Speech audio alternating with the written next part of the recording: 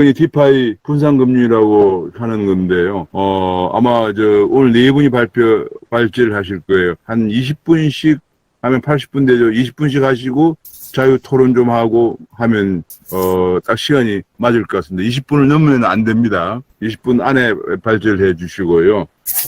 디파이 분산금융 요즘 뭐 굉장히 유명한 핫한 이슈인데요. 뭐 암호화폐를 가지고 예금도 하고 대출도 하고 또 뭐 여러 가지 유니스왑 같은 거 들어갔어요. 요즘 저금리 시대에 높은 수익률도 올리고 있는 그런 상황인데요. 중기적으로 지금 수익률 그게 문제가 아니고 모든 금융이 모바일 금융으로 넘어가면서 앞으로 이 분산금융이 이제 지금의 전통적인 아날로그 금융 산업을 대체할 것이다 하는 것이 대체적인 전망이에요. 그러나 이것이 시작 단계이기 때문에 많은 혼선이 제도적으로나 또 법률적으로 혼선이 있지만은 궁극적으로 우리가 모바일 폰 등장 전에 와 모바일 폰 이후에 우리 모든 일상이 바뀌는 것처럼 금융도 바뀔 수밖에 없을 것이다 하는 것이 중요한 트렌드입니다. 트렌드고 오늘 그런 면에서 우선 박성준 교수님이 동국대학교 블록체인 센터 소장을 맡고 있는 박성준 교수님이 1장부터 3장까지 분산금융의 개요라든지 뭐 이런 거 관련 기술, 예금, 대출, 차입 이런 거 어떻게 하는지에 대해서 이게 굉장히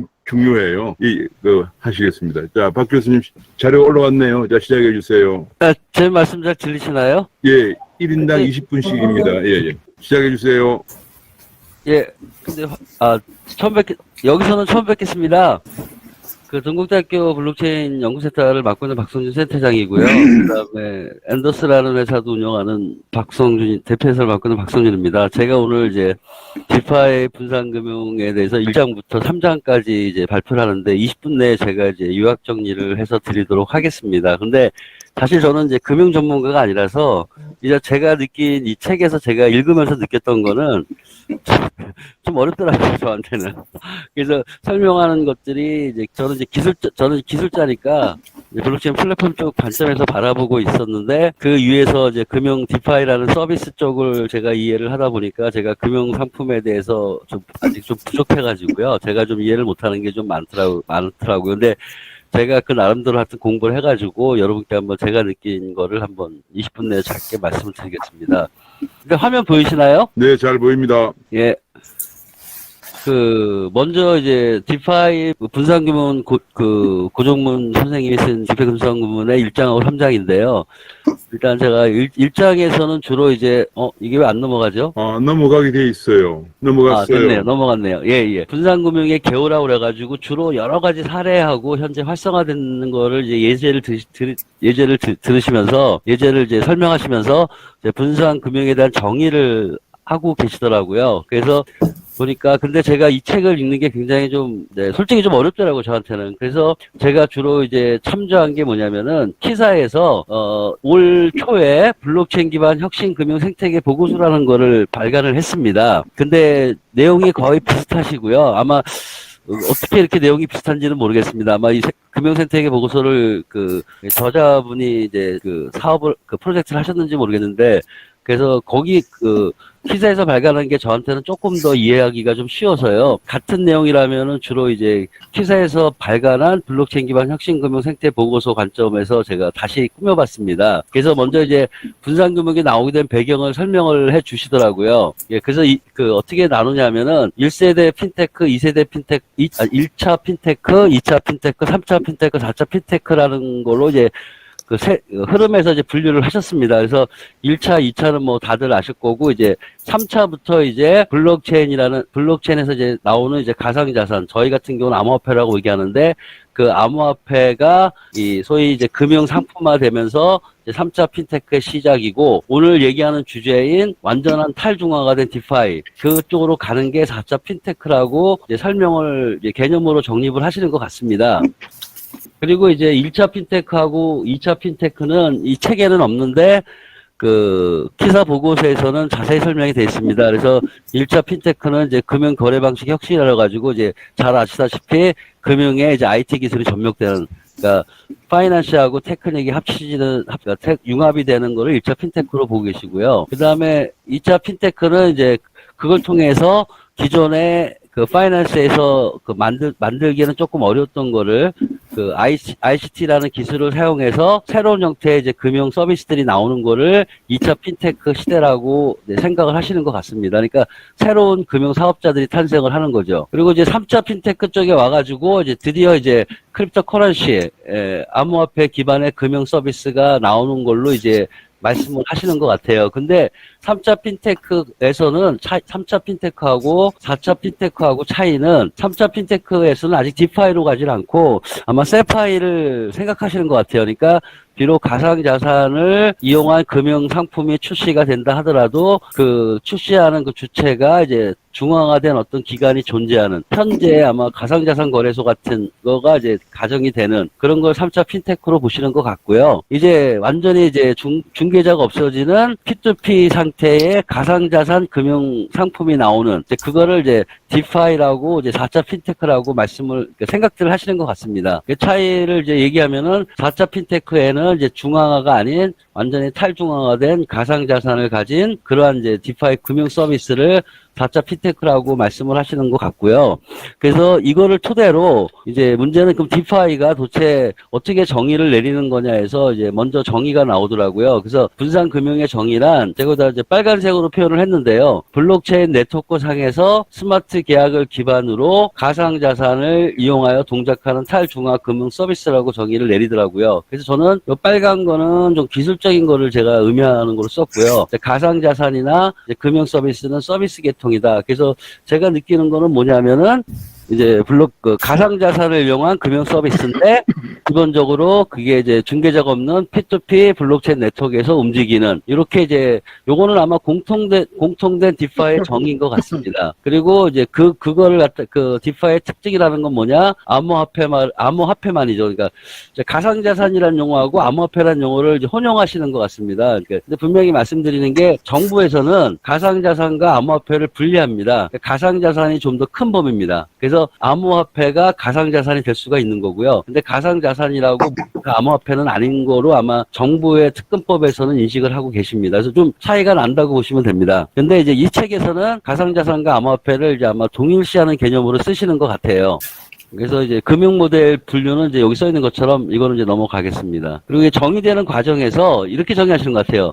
탈중앙화 기반인데 블록체인 없이도 탈중앙화 금융이 되죠. 그게 이제 소위 말하는 2차 핀테크 시대에서 나왔던 P2P 랜딩 같은 게 있는 거고요. 근데 여기에 이제 기반 기술로 이제 블록체인이라는 P2P 네트워크, 신뢰할 수 있는 블록체인 기반을 쓰는 거를 이제 발전이 되는 겁니다. 그리고 이제 마지막으로 뭐냐면은 블록체인 기반의 스마트 계약을 활용한 탈중앙화 금융 서비스라고 말씀을 하시는데 저희 같이 이제 플랫폼 관점에서는 굳이 여기다가 스마트 계약을 써야 될 이유는 별로 없는 것 같습니다. 그냥 이 블록체인 기반 탈중앙화 금융 서비스나 블록체인 기반 스마트 계약 활용 탈중앙화 금융 서비스랑 전혀 볼 때는 똑같습니다. 그리고 이제 이것도 앞에서 보여드린 거고요. 중요한 거는 맨 마지막은 이렇게 끝으로 이제 앞에서 말씀드린 디파의 정의는 블록체인 네트워크상에서 스마트 계약 기반으로 가상자산을 이용하여 동작하는 탈중앙화 금융 서비스다 이렇게 정의하시는데 나중에 혹시 추가 설명이 필요하면 제가 설명을 드리겠지만 제가 볼 때 여기서 스마트 계약은 의미가 없는 것 같아요. 블록체인 기반의 가상자산을 이용한 탈중앙화 금융 서비스다. 이게 좀 더 정확한 것 같고요. 그 다음에 여기서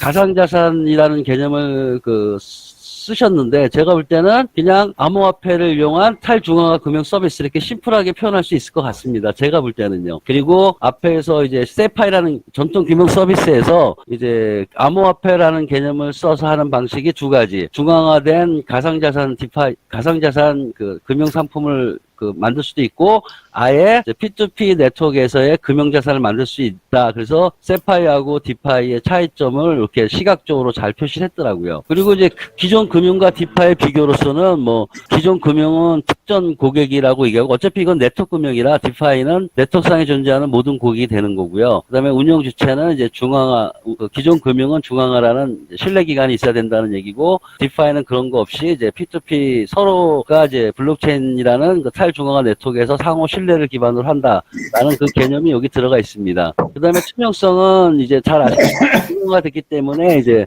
모든 것을 공개하지 않는 이상은 투명성이 좀 약하고 그다음에 이 블록체인 특성상 모든 사용자가 거래 기록을 공유하기 때문에 투명성은 이제 극대화되는 거라고 이제 설명을 드릴 수가 있습니다. 그리고 이제 뭐 검열 방지라든지 이런 거는 이제 원래 블록체인 특성으로서 나타나는 거고요. 그 다음에 이게 조금 좀 오해하는 것도 있는데, 프로그램이 가능하다는 거는 제가 볼 때는 기존 금융도 그렇고 이제 디파이도 똑같습니다. 그래서 이게 아마 그러니까 프로그램은 가능하지만 이제 연결해야 되니까 중앙기관이 금융상품을 만들고 이제 상품을 창안하려면은 신뢰기관의 허가를 받아야 되기 때문에 저희가 그냥 프로그램 된다고 금융상품이 되는 게 아니라 어떤 중앙기관, 신뢰기관의 어떤 허가를 받아야 된다는 의미에서 아마 독점 소프트웨어로 한정된 프로그램하고 표시한 것 같습니다. 근데 이제 블록체인은 오픈소스니까 누구든지 자유스러운 이제 프로그램을 할 수 있다. 오픈되는 거죠. 그러니까 일종의 우리가 스마트폰에다가 마음대로 이제 앱을 만들 수 있다는 그런 개념으로 기존의 금융과 디파이를 이제 구분하시는 것 같습니다. 그래서 제가 말씀드리는 분산금융의 개요에는 정의는 이제 여기서는 이제 이 책에서는 이제 블록체인 네트워크상의 스마트 계약을 기반으로 가상자산을 이용해서 동작하는 탈중앙화 금융 서비스라는 게 키사의 보고서도 그렇고 이제 이 책, 디파이 금융이라는, 분산 금융이라는 이 책에서도 똑같은 정의를 내리는 것 같습니다. 근데 제가 한 단계 더 나가면은 스마트 계약이라든지 이런 개념은 필요 없다. 그냥 암호화폐를 이용한 탈중앙화 금융 서비스, 이렇게 간단히 표시하는 게 더 심플하지 않을까라고 제가 이제 말씀을 드리는 겁니다. 그래서 이런 이제 탈중앙화 서비스를 이제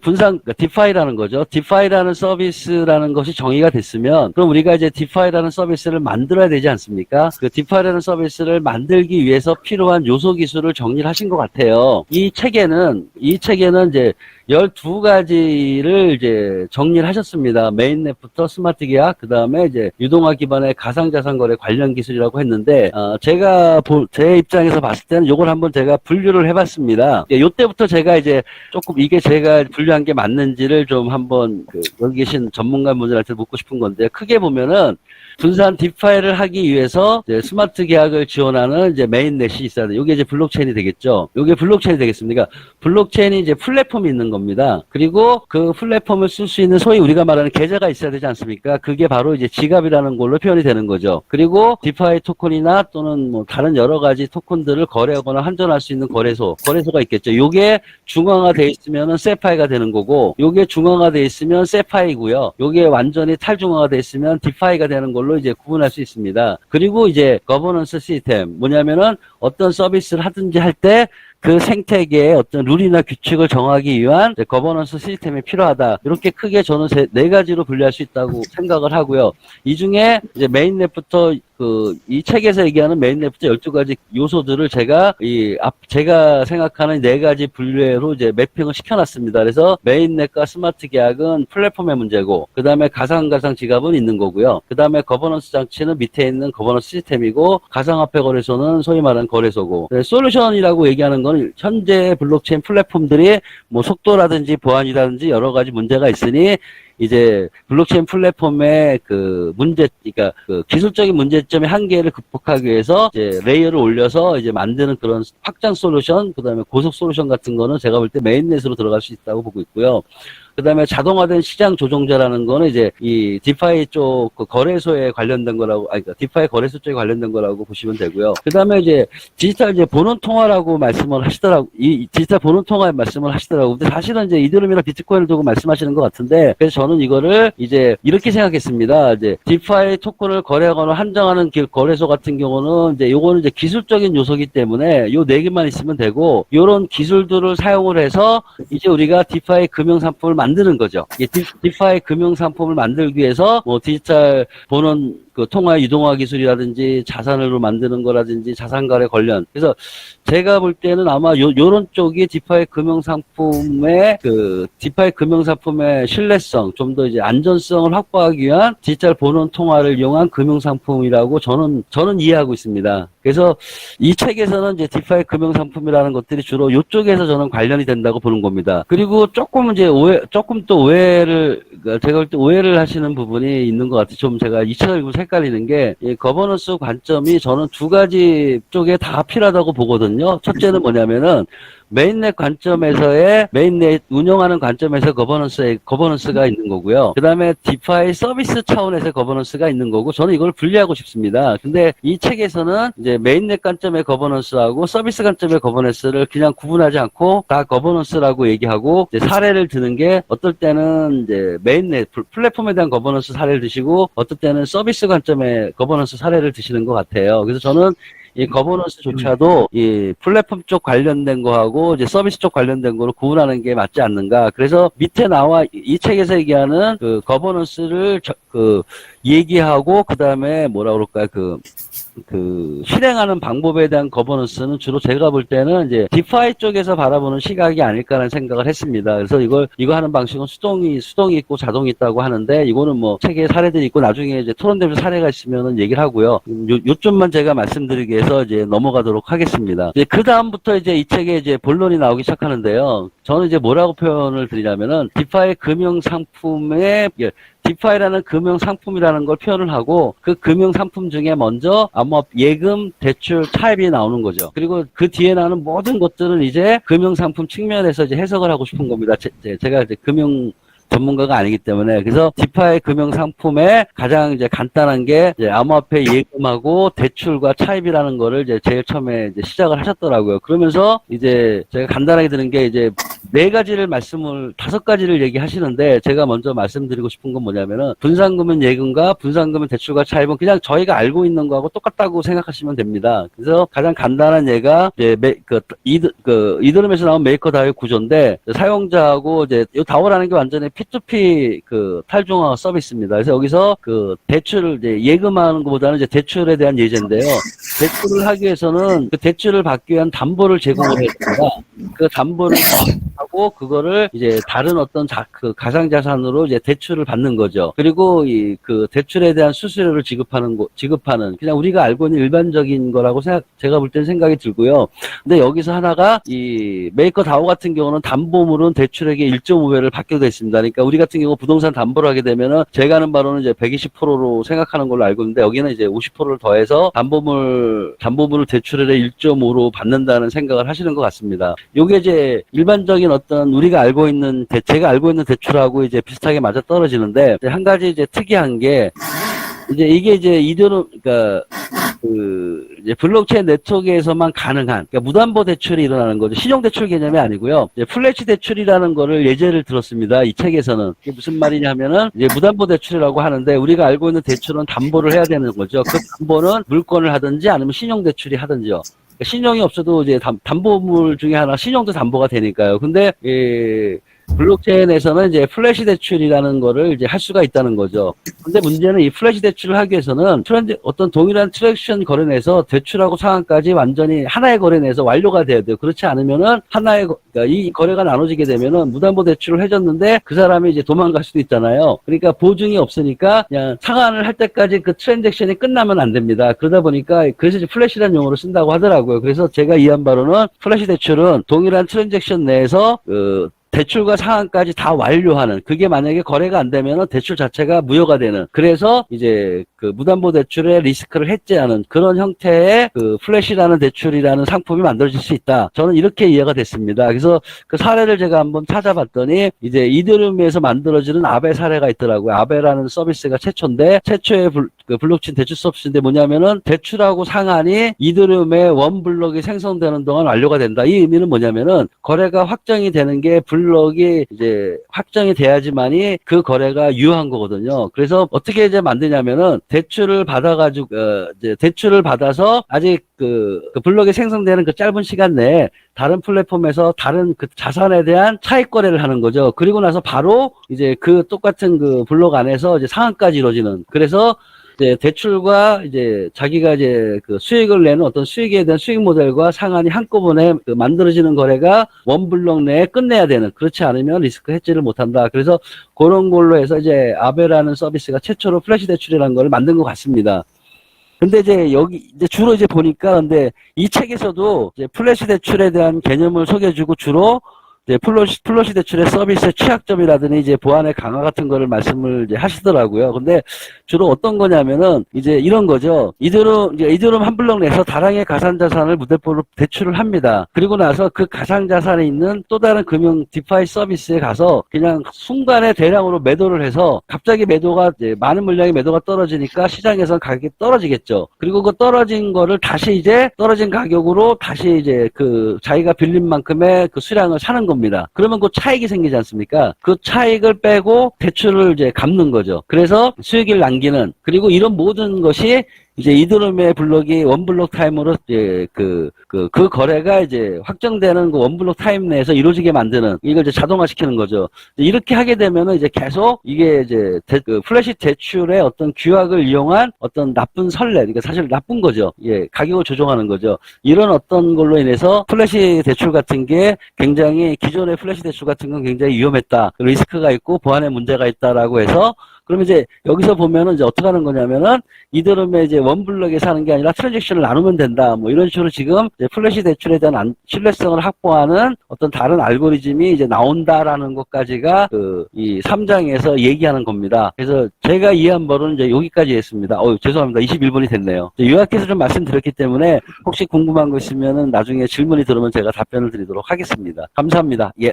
네, 감사합니다. 이제 대출 앞에 우리 이제 박성준 교수님이 분산 금융이 무엇인가 하는 걸 개요를 설명을 했습니다. 그러니까 사실 이것이 이제 2007-8 그 무렵에 2007-8, 9년에 굉장히 큰 변화가 있었는데, 실제로 2007년도에 스마트폰이라는 게 나왔어요.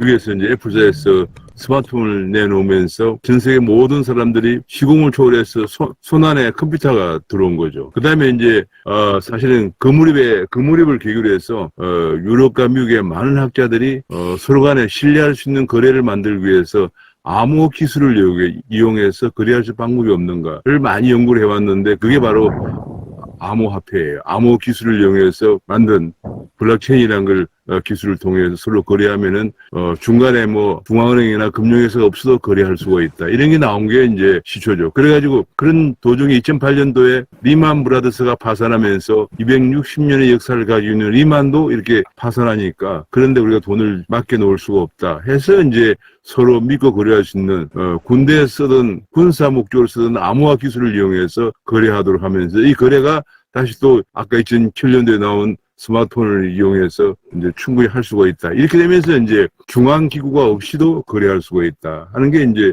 분산 금융이죠. 그래서 이제 거기에 거래되는 여러 화폐들이 나온 게 바로 우리가 이제 암호화 기술을 이용해서 나왔다고 그래서 암호화폐라고 하고, 이제 전반적으로 학계에서는 그렇게 부르고 있습니다. 뭐 암호화폐 혹은 이제 IMF 같은 데서나 BIS 같은 데서는 이제 디지털 커런시, 디지털 화폐라고도 하고, 또 한국 같은 데서는 가상 자산이다. 뭐 이렇게, 지금 왜냐면 가상화폐를, 암호화폐를 문재인 정부 초기에 인정을 하지 않는다고 했기 때문에 약간 좀 어중간하게 그렇게 부르고 있는 것 같습니다. 그래서 이제 그걸 가지고 지금 저는 돈이 남으면은 은행에 예금하고 대출을 했는데, 은행에 예금하고 대출하지 않고 내가 비트코인을 사거나 이더리움을 사서 남으면은 그거를 이제 그 예금하고 대출하는데 중간에 과거처럼 은행이 필요가 없다. 서로 이제 그 스마트 계약을 통해서 가능하다. 그런 얘기죠. 그래서 그것이 주로 분산금융의 기본적인 개념인데, 여기 관해서 쭉 설명을 하겠습니다. 그 다음에 우리 이제 좀 더 구체적으로 어떻게 이자를 벌고 담보대출을 하고 등등 하느냐 하는 것을 임병학 교수님이 좀 더 자세하게, 이제 자세한 이제 내용으로 들어가겠습니다. 임병학 교수님.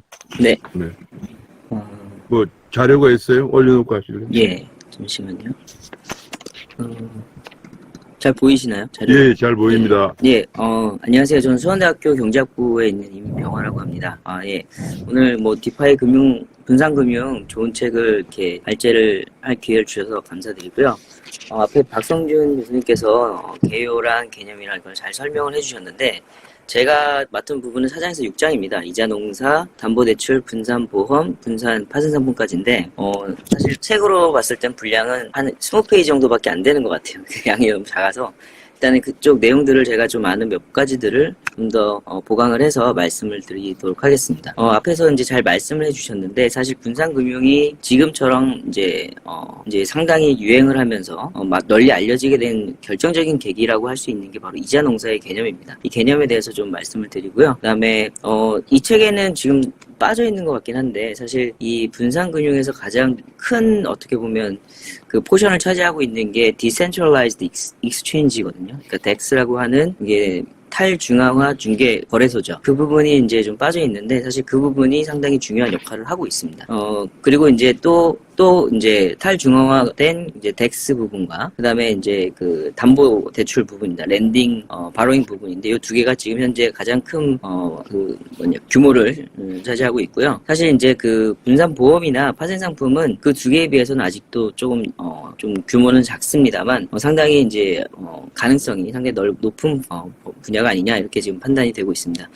일단 디파이에 대해서는 좀 생소하실 것 같아서 이제 제가 다른 페이퍼에 있는 그림을 하나 가져왔습니다. 이게 이제 디파이 스트럭처라고 보통 얘기하는데 보통 디파이를 머니, 레고 이런 식으로 이야기를 많이 합니다. 일단 그 기본이 되는 이제 메인넷이라고 하죠. 이 메인넷은 이제 이더리움을 기반으로 하는 디파이 생태계가 전체 디파이 생태계의 현재는 거의 한 7-80% 이상을 차지하고 있습니다. 그만큼 이더리움 기반에 만들어진 금융 시스템이라고 해도 과언이 아니라고 말씀드릴 수 있고요. 지금 이 책에서도 보시듯이 이제 이더리움 기반의 탈중앙 금융을 디파이라고 지금 이야기를 하고 있습니다. 사실 이 책을 이제 작성하실 때는 이 말이 맞았을지 몰라도 지금은 이제 이더리움 말고도 다른 메인넷 기반의 탈중앙화 금융들이 많이 성장을 하고 있는 상황입니다. 자, 먼저 이제 이 그림을 말씀을 드리면 이 디파이는 우리가 보통 이렇게 한 5가지 정도의 계층으로 나눠집니다. 그래서 레이어 1 같은 경우에는 메인넷 계층이 되겠고요. 두 번째 레이어가 바로 이제 SL 레이어라고 합니다. 이건 뭐냐면 우리가 이더리움 기반으로 어떤 파이낸스를 한다는 거는 사실 상당한 어려움이 있는 부분이 있습니다. 바로 이제 이더리움 가격의 볼라틸리티가 너무 높다라는 거죠. 이게 변동성이 너무 크기 때문에 이거를 담보로 해서 대출을 받는다던가 아니면 다른 여러 가지 합성 자산을 만든다든가 파생 상품을 만든다든가 이런 것들이 상당히 현실적으로 어려움이 있는데 그것을 해소한 바로 계층이라고 보시면 되겠습니다. 우리가 잘 알고 있는 스테이블 코인이 바로 이 계층에 해당이 되고요. 그래서 이 스테이블 코인이 바로 이제 이더리움 기반의 이더리움 네트워크 위에서 만들어진 하나의 DApp 형태를 취하고 있습니다. 우리가 잘 알고 있는 테더나 USD 코인이나 다이 이런 것들이 다 지금 대부분의 그 스테이블 코인이 다 바로 이더리움 기반의 ERC20 형태로 이제 펀저블 토큰 형태로 만들어져 있고 이것을 가지고 익스체인지, 랜딩, 데리버티브, 에셋 매니지먼트 등을 하게 됩니다. 그래서 이 이더리움 블록체인 위에서 만들어진 DApp들 간에 서로 토큰을 교환해주고 그 플랫폼 안에서 그 프로토콜 안에서 새로 만들어진 또 각각의 서비스에 대한 또는 개별 에셋에 대한 그 토큰들을 서로 주고받는 그런 형태로 주어져 있습니다. 그래서 이것들을 잘 조합해서 어플리케이션 레이어하고 마지막에 어그리게이션 레이어까지 있습니다. 이제 보통 우리가 지갑이라고 표현하죠. 월렛이라고 하는 그 서비스를 통해서 디파이 서비스에 우리가 접근을 할 수가 있습니다. 이게 지금 2012년 8월 현재 지금 이더리움 기반의 에코시스템인데요. 보시면 이제 스왑 요 부분이 이제 제가 말씀드렸던 덱스 부분인데 유니스왑이나 커브 스왑이나 커브 파이낸스나 스시 스왑 여기 상당히 규모가 지금 엄청 크고요. 그다음에 랜딩 바로잉 부분에서는 에이브, 메이커, 다오 이런 부분이 상당히 이제 큰 규모를 좀 보여주고 있습니다. 이게 상당히 많은데 지금 이제 162개 프로젝트가 있다고 하죠. 근데 요즘 이 이더리움 같은 경우에 이게 디파이의 수요가 늘어나면서 실질적으로 이제 가스비가 많이 올라가서 이더리움으로 지불해야 되는 수수료가 너무 많이 올라갔습니다. 그래서 그 부분 때문에 이더리움 이외에 다른 좀 저렴한 메인넷 기반의 디파이의 수요가 상당히 증가하고 있고요. 그래서 이제 지금 POS 기반의 메인넷이 상당히 주목받고 있습니다. 요즘 카르다노하고 솔라나가 엄청나게 뜨고 있는데 바로 이러한 현상을 반영하는 거라고 생각을 하고 있습니다. 개인적으로는. 그러니까 카르다노하고 디파이 같은 경우에는 이제 프루프 오브 스테이크의 합의 기반을 갖고 있고, 그래서 실질적으로 솔라나 같은 경우에는 상당히 빠르고 이제 어떤 확장성도 상당히 좋은 그런 메인넷으로 잘 알려져 있죠. 그래서 지금 솔라나 기반의 디파이 생태계가 새롭게 지금 급부상하고 있는 그렇게 생각을 하시면 되겠습니다. 자, 그럼 이제 본격적으로 책에 있는 내용을 말씀을 드리도록 하겠습니다. 말씀드렸듯이 이자 농사가 지금의 디파이의 유행에 아주 결정적인 역할을 했는데요. 보통 이자 농사가 이제 시작된 것이 바로 이제 컴파운드입니다. 컴파운드는 대표적인 이제 대출 플랫폼인데요. 그러니까 역시 이제 이더리움 기반에서 만들어진 하나의 DApp이라고 보시면 되겠습니다. 이 DApp에서 그러니까 대출을 하려면 일단은 어떤 돈이 있어야 되고 담보 예치금이 있어야 되고 그 예치금을 이제 빌려주게 되는 형태를 취하잖아요. 그랬을 때 이제 보통 가상자산을 담보로 하고 실제로 이제 대출을 받는 거는 보통 스테이블 코인을 많이 대출을 받습니다. 그러니까 대표적인 다이 같은 경우가 메이커 다오에서 하는 형태가 뭐냐면 이더리움을 150%의 담보로 거기다가 예치를 하게 되면은 한 이제 100%에 해당되는 스테이블 코인, 그러니까 달러하고 1대1로 연계되는 스테이블 코인을 받을 수가 있습니다. 그럼 그 스테이블 코인을 가지고 다른 파이낸스에서 뭐 투자를 할 수도 있고, 다른 에셋을 살 수도 있고, 그러니까 다른 가상자산을 살 수도 있고, 아니면 다른 뭐 파이낸스 서비스를 이용할 수도 있게 되는 그런 형태가 됩니다. 즉 내가 가지고 있는 이더리움을 담보로 스테이블 코인을 빌려서 그 스테이블 코인 가지고 다른 거를 또 살 수 있고, 그러니까 레버리지 투자 같은 것도 가능하고 뭐 이런 개념인데, 그러면 이제 처음에 이런 이 대출 플랫폼들이 어떻게 하면 이제 예치를 많이 받을 수 있을까, 그리고 사용자들을 어떻게 유인할 수 있을까, 이런 고민들이 당연히 있었겠죠. 그래서 그 인센티브를 제공하는 바로 그 구조가 바로 이제 이자 농사에 해당됩니다. 그리고 이제 먼저 이 대출 플랫폼들 자체가 일단 디센트럴라이즈 되어 있기 때문에 중개 매개차가 없습니다. 그러니까 중개자가 없기 때문에 어떻게 그러면 그 담보를 어떻게 관리를 해야 될 것이고, 실제로 그 담보 대출을 하게 되면 이자는 또 어떻게 설정해야 되는지, 그러니까 개인 중개자가 없으니까 이거를 누군가는 설정을 해야 되는데 설정해줄 주도적으로 설정할 사람이 없는 거죠. 그래서 이제 그런 어떻게 하면 이 탈중앙화된 그런 대출 서비스를 제공할 수 있을까, 이런 고민들이 당연히 있었겠죠. 그래서 이 컴파운드도 그렇고, 그다음에 이제 그 앞에 있었던 다른 이자 대출 플랫폼들이 보통 이제 하는 방식이 유동성 풀을 만드는 겁니다. 그러니까 리퀴디티 풀을 만들어서 실제로 이더리움과 다이 같은 경우에, 그러니까 뭐 이더리움이랑 이제 다이를 바꿔주는, 그런 이더리움을 담보로 맡기고 다이를 대출해주는 그런 형태의 그 서비스를 제공한다 그러면 이더리움하고 다이를 그러니까 페어로 갖는 풀을 갖는 거죠. 그래서 이제 누구는 이더리움을 이렇게 예치를 하고 예치를 하는 거죠. 그렇게 예치를 하는 사람이 있으면 이제 그거를 대응이 되는데, 그 풀 안에서 누구는 이 풀 안에 예치를 하고 누구는 풀 안에서 대출을 받는 뭐 그런 형식이라고 보시면 되겠습니다. 그럼 이제 예치를 많이 할수록 많이 해야지 그게 좀 안정적인 대출 서비스를 제공할 수 있잖아요. 그래서 그 대출을 하는 사람들에게 나중에 이자를 대출 받아서 그 서비스를 대해서 대출을 받아서 나중에 상환을 할 때 수수료를 지불하게 되는데, 그 수수료의 일정 부분을 그 예치한 그 비율에 따라서 배분을 해주게 됩니다. 그래서 수수료를 받는 거죠.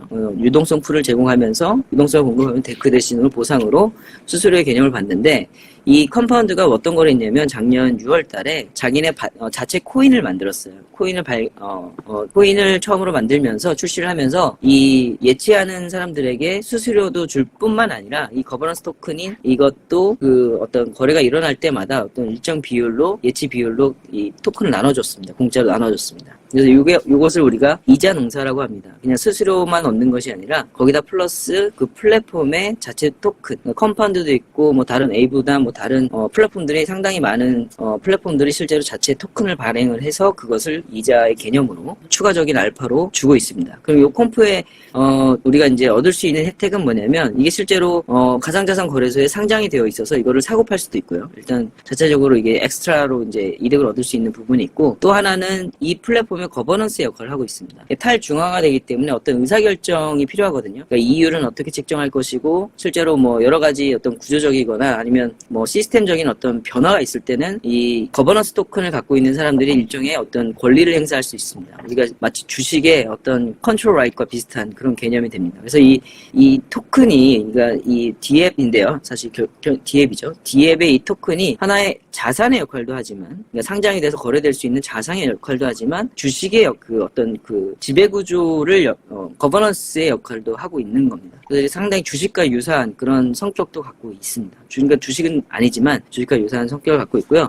지금 컴파운드 같은 경우에는 현재 18개의 토큰을 사용할 수 있는 그런 상황입니다. 그리고 이 컴파운드가 18개의 에셋에 대해서 이자율이 다 각자 달라요. 그리고 이자율은 그 보통 annual 퍼센테이지 일드라 그래서 연간 수익률 개념으로 고시를 하고 있습니다. 그리고 이제 이율의 측정은, 이율이 어떻게 설정이 되는 거냐면, 이 유동성 풀의 디맨드 앤 서플라이에 따라서 그 디맨드 서플라이에 따라서 자동적으로 알고리드믹하게 결정이 되도록 되어 있습니다. 지금 보시면 이제 이더리움 같은 경우가 이제 뭐 이율이 좀 낮은 편이고요. 뭐 USD 코인이 좀 높은 형태를 지금 보여주고 있습니다. 이거는 지난주에 제가 이제 봤었던 자료입니다. 지금 컴파운드에 있는 컴파운드 홈페이지에서 다운받을 수 있는 건데요. 컴파운드가 다루고 있는 건 이더, 다이, USD 코인, 그다음에 WBTC, 테더, 뭐 유니스왑, 컴파운드 토큰도 있고요. OX도 있고 뭐 이렇게 다양하게 있습니다. 18개가 있고 그 중에서 이제 많이 거래되는 순서대로 이렇게 정리가 되어 있다고 보시면 되겠습니다. 또 이제 컴파운드와 유사한데 에이브가 있습니다. 에이브가 지금 보면 아마 컴파운드보다 우리가 토탈 밸류드 락이라고 그래서 디파이의 규모는 얼마의 어떤 달러의 규모가 얼마만큼 이 디파이 생태계에 들어가 있느냐 이 개념으로 이제 시장 규모를 파악하고 있는데 실제로 이 에이브가 컴파운드보다 훨씬은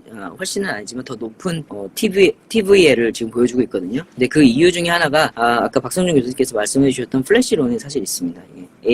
에이브에서 플래시론의 서비스를 제공을 하고 있거든요. 그리고 또 하나가 뭐냐면 컴파운드하고 달리 물론 더 많은 토큰을 사용한다는 점도 있지만 이자율을 선택할 수 있어요. 그러니까 컴파운드 같은 경우는 이자율이 이제 뭐 고정된 이자율 이렇게 하나만 이렇게 준다고 한다면 에이브 같은 경우에는 본인이 선택할 수 있습니다. 그러니까 나는 스테이블한 어떤 이율을 받겠다. 나는 좀 베리에이션이 있는 베리어블 이제 인터레스트 레이트를 받겠다. 이렇게 선택을 할 수도 있고 중간에 내가 그걸 스위치도 할 수 있고 담보를 했던 자산을 바꿀 수도 있습니다. 그래서 좀 컴파운드보다 좀 더 확장된 형태의 서비스를 제공하고 있어서 사람들이 아무래도 에이브에 좀 더 많이 참여하고 있지 않나 이렇게 생각이 됩니다. 자, 이거는 지금 컴파운드하고 에이브, 그 다음에 크림, 그 다음에 이건 메이커 다오거든요. 다이에 해당되는 건데, 각자의 이제 그 바로밍 레이스를 이제 보여주고 있습니다. 보시면 이제 메이커 다오의 어떤 그 이율이 상당히 낮게 이제 책정이 되어 있다는 걸 알 수 있고, 나머지 같은 경우 보면은 이 자산에 따라서 상당히 다르고, 또 하나의 특징적인 부분이 뭐냐면, 이런 베리어블 레이트과 이제 스테이블 레이트이 좀 차이가 좀 많이 나고 있다라는 부분을 우리가 확인할 수가 있고, 또 컴파운드하고 에이브에 따라서도 이 실제 바로밍 레이트 자체가 좀 차이가 나는 부분이 좀 있습니다. SS에 따라 좀 차이는 있지만 이런 것들을 파악을 하고 이런 것들을 좀 알고 우리 실제 하면 이것들을 파악하고 이제 해야 될 필요가 있다라고 말씀드리겠습니다. 예, 담보의 개념은 아까 말씀드렸던 초과 담보인데요. 뭐 150%가 메이커 다오에서는 150%를 최소 담보 비율로 설정을 해놨습니다. 그래서 이 $150 가치의 이더리움을 예치하게 되면 최대 달러 가치에 해당되는 다이를 받을 수가 있습니다. 그리고 만약에 이제 이더리움 가치가 떨어지게 되면 그래서 실제로 150%에 해당되는 최소 담보 비율이 해당되지 않으면 강제로 청산하게 되게끔 요 대출받은 걸 강제 청산으로 해서 요 담보됐던 거는 경매에 등록해서 그 경매에서 판매된 그걸로 이제 그 부채를 청산하는 그런 시스템으로 되어 있고 이런 것들이 다 스마트 컨트랙으로 되어 있어서 되어 있습니다. 그래서 스마트 컨트랙이 이 분산 금융에서는 상당히 중요한 역할을 하고 있는 것이 사실입니다. 하지만 그럼에도 불구하고 이제 스마트 컨트랙이 있음에도 불구하고 리스크가 있는 게 스마트 계약이 오류가 될 수도 있고요. 그다음에 이제 오라클이라고 하는 부분이 있는데 실제로 많은 이제 덱스도 그렇고 대출도 그렇고 많은 이 자산들의 가격을 토대로 이제 뭐 이자율도 결정이 되고 이게 이것저것 이제 외부 정보들이 필요한 경우가 많이 있거든요. 그러니까 오라클이라고 하는 건 블록체인 밖에 있는 데이터를 블록체인 안으로 가져오는 뭐 그런 시스템을 우리가 오라클이라고 이야기를 하는데 그런 과정에서의 이제 위변조가 있을 수 있다. 이런 부분들이 있고 최소 담보 비율이 이제 뭐 150%가 적당하냐, 뭐 200%가 넘어야 되는 거 아니냐, 뭐 이런 게 있습니다. 사실 그러니까 우리가 일반적으로 은행이나 증권 같은 경우에 우리가 대출을 받는다 그러면 돈이 필요해서 대출을 받잖아요. 근데 이 디파이에서는 아직까지는 돈이 필요해서 대출받는 그런 개념이 아니라 내가 어떤 일정 이더리움이나 뭐 아니면 다른 스테이블 코인의 어떤 일정 에셋을 갖고 있고 그 에셋을 담보로 추가적인 어떤 다른 서비스를 이용하고자 할 때 그럴 때 지금은 이제 분산 금융에서 디파이에서 담보가 이제 대출 서비스가 활용이 되는 경우라고 보시면 되겠습니다. 자, 사실 여기서 이제 대출과 덱스가 가장 큰 포션을 차지하고 있고 지금부터 말씀드린 보험과 그다음에 파생 상품은 어떻게 보면은 이제 갓 태어난 분야라고 보셔도 될 것 같아요. 특히 보험 같은 경우는 개념적으로 봤을 때 우리가 충분히 생각할 수 있는 겁니다. 앞에서 대출의 개념에서 리퀴디티 풀을 말씀드렸잖아요. 보험도 마찬가지입니다. 그러니까 리퀴디티 풀을 만들고 거기서 이제 일정량을 내가 보험료를 계속 내는 거예요. 그 풀 안에. 그러다가 어떤 이벤트가 발생을 하게 되면 그 풀에서 그 보험료를 이제 내게 되는 거죠. 그래서 요 리퀴디티 풀을 구성한다는 그 개념 자체를 보험에 활용을 할 수 있다. 이렇게 보시면 되겠습니다. 그래서 보험에서는 보통 우리가 이제 보험 계약자 스테이킹하는 그러니까 내가 이거를 예치를 해야 되니까 리퀴디티 풀을 만들기 위해서 예치를 하는 스테이킹하는 사람이 있고 그다음에 이 보험에서 어떤 클레임을 만들 때 보험 상품을 만들 때 이 상품을 승인을 할 것이냐 말 것이냐는 심사원 그리고 그것들을 모두 다 결정을 하는 것도 결국 거버넌스 토큰에 의해서 결정이 됩니다. 이거 계속 보팅을 해서 이 상품을 만들어서 이제 판매를 한다든가 아니면 거래를 허용을 한다든가 뭐 이런 것들을 그러니까 결국 이 거버넌스 토큰을 갖고 있는 사람이 이 분산 이 디센트럴라이즈 인슈런스의 상품도 만들고 그다음에 어떤 보험료이죠 커버리지 이런 것들도 다 결정을 하고 상당한 권한을 갖고 있습니다. 그래서 이제 역시 이 분산 보험을 참여하고 있는 많은 이제 뒤에 플랫폼들이 프로토콜들이 자체 토큰을 발행을 하고 있고 그 발행한 그 토큰이 역시 우리가 잘 알고 있는 가상자산 거래소에서 상장이 되어 있고 또 이제 갖고 있는 비율만큼의 어떤 거버넌스를 행사할 수 있는 그런 특징을 모두 다 갖고 있다고 보시면 되겠습니다. 일단 보통 이제 현재 나와 있는 서비스로는 디파이의 예금을 보호하고 있는 그런 예금을 보호할 수 있고 가상자산의 변동성을 보호할 수도 있고 그다음에 가상자산 월렛에 대한 어떤 해킹 뭐 이런 것들에서 이제 보험을 들 수가 있고요. 뭐 어떤 교환 플랫폼의 해킹이나 아니면 다른 그 밖에 기술적이고 재정적인 위험으로부터 지금 보험을 받을 수 있는 그런 상품들이 이미 나와 있습니다. 특징은 일단은 스마트 컨트롤이 되어 있기 때문에 어떤 이벤트가 발생하는 경우에 바로 즉각적으로 어떤 가상자산을 받을 수 있다는 특징이 있고요. 어떤 이런 보험 청구 처리, 그다음에 지불 이런 것들이 실제로 다 이 거버넌스에서 확정이 된다 그러면 어떤 스마트 컨트롤에 다 올라가져 있기 때문에 바로 즉각적으로 투명하게 또 할 수 있다는 특징이 있습니다. 그래서 분산 보험 같은 경우에는 이제 프로토콜 풀, 그러니까 아까 말씀드렸던 리퀴디티 풀의 자본을 이제 이렇게 모아두게 되고 그래서 이제 어떤 보유자들 거버넌스 토큰 보유자가 어떤 전반적인 어떤 보험의 종류며 커버리지며 이런 것들을 다 결정을 하게 됩니다. 그래서 사실 이런 거버넌스 토큰이 상당히 좋은 개념입니다. 실제로 이제 참가자를 유인하는 인센티브의 역할도 하지만 이게 어떤 탈중앙화된 어떤 금융 서비스를 제공하고 그다음에 어떤 이 금융 서비스의 어떤 지속적인 발전이나 어떤 유지 보수 이런 것들을 가능하게 하는 아주 중요한 역할을 하고 있는 게 거버넌스 토큰이거든요. 근데 이제 그러다 보니까 문제점은 뭐냐면 이 거버넌스 토큰이 너무 소수의 몇 획에 너무 쏠려버리면 사실 디센트럴라이즈된 파이낸스지만 이 거버넌스 토큰이 얼마 소수에게 몰리면 사실 센트럴라이즈되는 파이낸스 생태계가 되는 것과 별반 차이가 없습니다. 그래서 이 프로토콜들의 이제 주된 어떻게 보면 관심사는 뭐냐면 거버넌스 토큰을 너무 한쪽에 치우치지 않게 분산을 하려고 하는 그런 시도가 있습니다. 그래서 아까 말씀드렸던 리퀴디티 풀에 하면은 보상의 개념으로 이자 농사의 개념을 받는다고 하잖아요. 근데 그 이자 농사에 받는 것도 어떤 확률을 적용을 시켜서 매번 받는 것이 아니라 어떤 자기가 이제 스테이킹한 그 비율을 받을 수 있는 확률로 이제 생각을 하는 거죠. 그래서 거버넌스 토큰을 매번 받는 게 아니라 이제 골고루 받을 수 있게끔 이렇게 하는 장치를 하는 그런 플랫폼도 존재를 하고 있습니다. 또 특징 중에 하나가 뭐냐면 보험업이라고 하는 것 자체가 사실상 상당한 어떤 규제를 받는 그런 금융 분야 중에 하나이지만 이 디센트럴라이즈된 파이낸스에서는 그런 규제를 크게 이제 받지 않는 그런 생태계라고 볼 수 있겠습니다. 대표적인 게 이제 넥서스 뮤추얼이라는 이제 플랫폼이 있는데요. 이 분산 보험이고요. 그러니까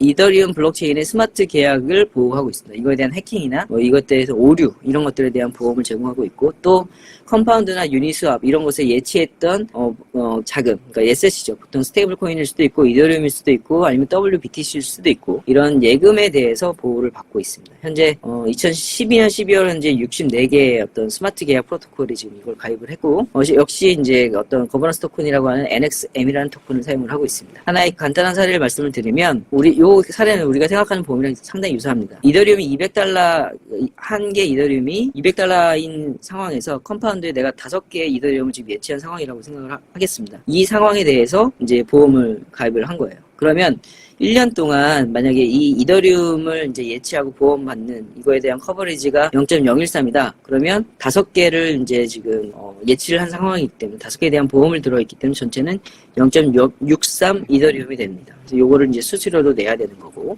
근데 만약에 실제로 해킹 사건이 발생을 해서 컴파운드에서 예치된 돈을 이제 해킹해서 이제 그걸 누가 훔쳐갔어요. 그러면 나는 지금 5개 스마트 이더리움을 지금 보험을 받고 있기 때문에 이 넥서스 뮤추얼에 든 보험에 의해서 나는 5개 이더리움을 받을 수 있습니다. 그 이더리움은 5개 이더리움으로 보험을 가입했기 때문에 이더리움의 가격의 $200든 300달러든 뭐 500달러든 상관없이 5개 이더리움을 받게 되는 그런 형태로 되어 있습니다. 이거 말고도 사실 상당히 많은 어떤 보험 서비스들이 있더라고요. 사실 저도 뭐 다는 잘 몰라서 이 책이 상당히 많이 되어 있는데 뭐 아주 완벽하게 디센트럴라이즈 되어 있는 어떤 그런 서비스를 제공하고 있지는 않습니다. 현재까지는. 그나마 이런 넥서스 뮤추얼이 이런 거버넌스 토큰을 이용해서 완전 디센트럴라이즈 되는 그런 형태를 취하고 있는데 나머지는 센트럴라이즈 되어 있는 그런 주체가 있고요. 그 주체가 블록체인 기술을 어떤 보험 서비스에 넣은 상태고 그래서 이 블록체인 기술을 가지고 서비스를 하다 보니 이거는 이제 디센트럴라이즈도 앞으로 확대하겠다. 뭐 이런 서비스들이 조금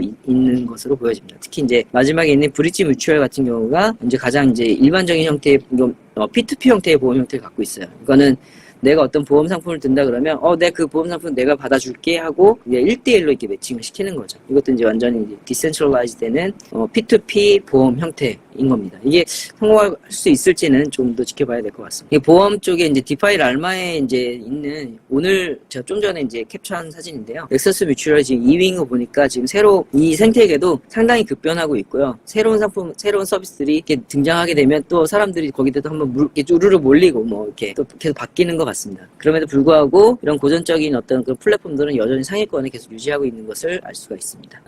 제가 시간이 거의 다 됐기 때문에 이제 지났나요? 자, 파생상품입니다. 파생상품은 우리가 알고 있는 이제 선물이나 옵션 이런 것들인데요. 이게 분산화된 어떤 선물 계약이나 옵션 이런 것들을 제공하고 있는 디파이 서비스들이 최근에 이제 좀 많이 등장을 했습니다. 뭐 이게 무기한 선물 계약입니다. 무기한 선물 계약을 하고 이것도 역시 이제 앞에 하고 기본 개념들은 다 비슷합니다. 그러니까 실제로 이 계약이 이루어지는 것은 어떤 자동 거래를 하거나 아니면 진짜 오더북을 이용을 해서 여기서 여기까지 있는 상품들을 제시를 하는 거죠. 그래서 그거 내가 생각이 관심이 있는 내가 이제 그런 상품들을 골라서 선택해서 가입할 수 있는 뭐 이런 서비스를 제공하고 있고요.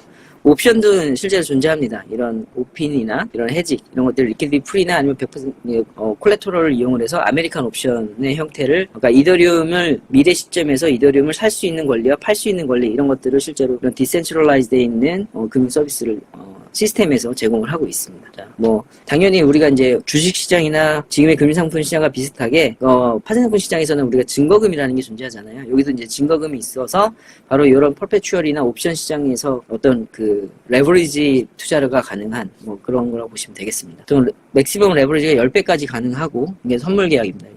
이니셜 마진 10%고 메인테넌스는 6.25%, 7.5% 이렇게 우리가 잘 알고 있는 지금 주식시장, 파생상품 시장과 유사한 어떤 그런 성격을 다 갖고는 있습니다. 이렇게 옵션도 이렇게 있고요. 그래서 넘어가고 합성금융이 있는데 회장님 제가 계속 너무 많이 쓰는 거 아닌가요 시간을? 괜찮아요. 괜찮습니다.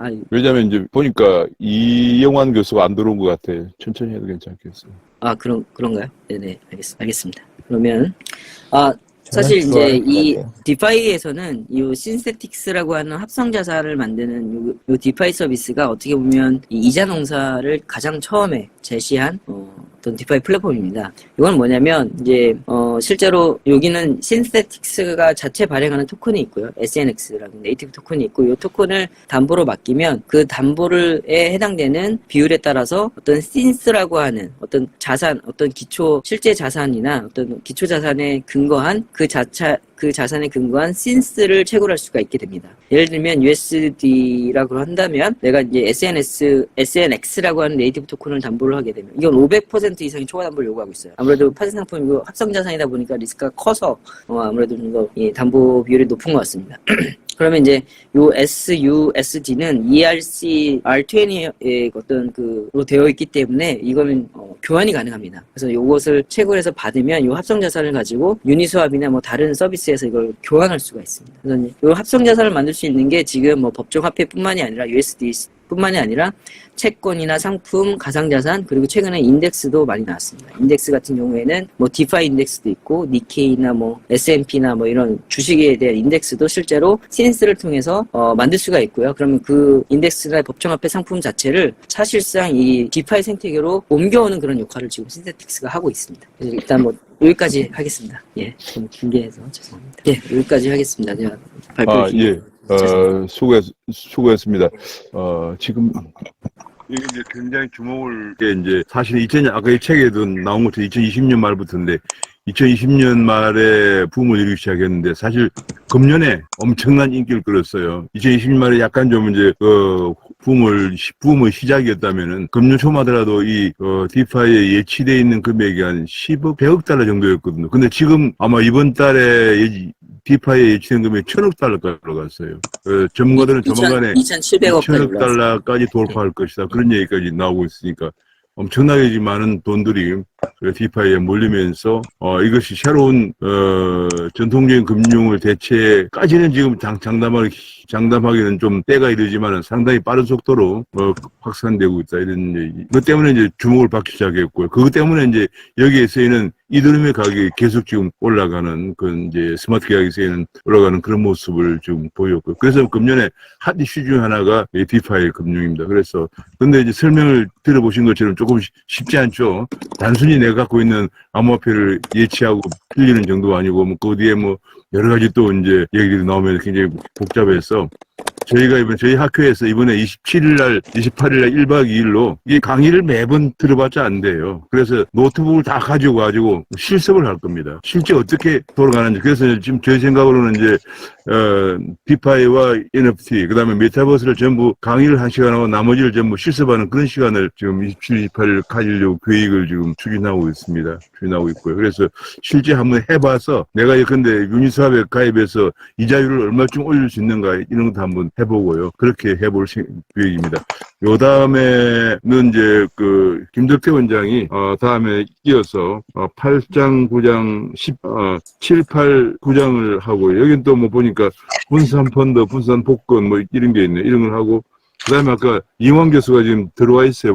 이름이 이영환이라 안 돼 있어서 헷갈렸는데 이영환 교수가 그 나머지를 하도록 그렇게 하겠습니다. 그러면 이제 김덕태 원장 발제해 주세요. 네.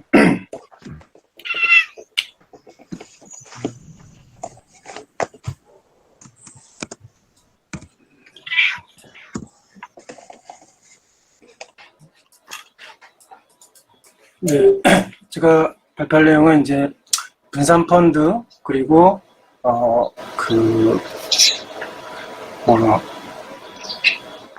분산 펀드랑 이제 분산 복권 그리고 분산 지불 이렇게 세 가지가 됩니다.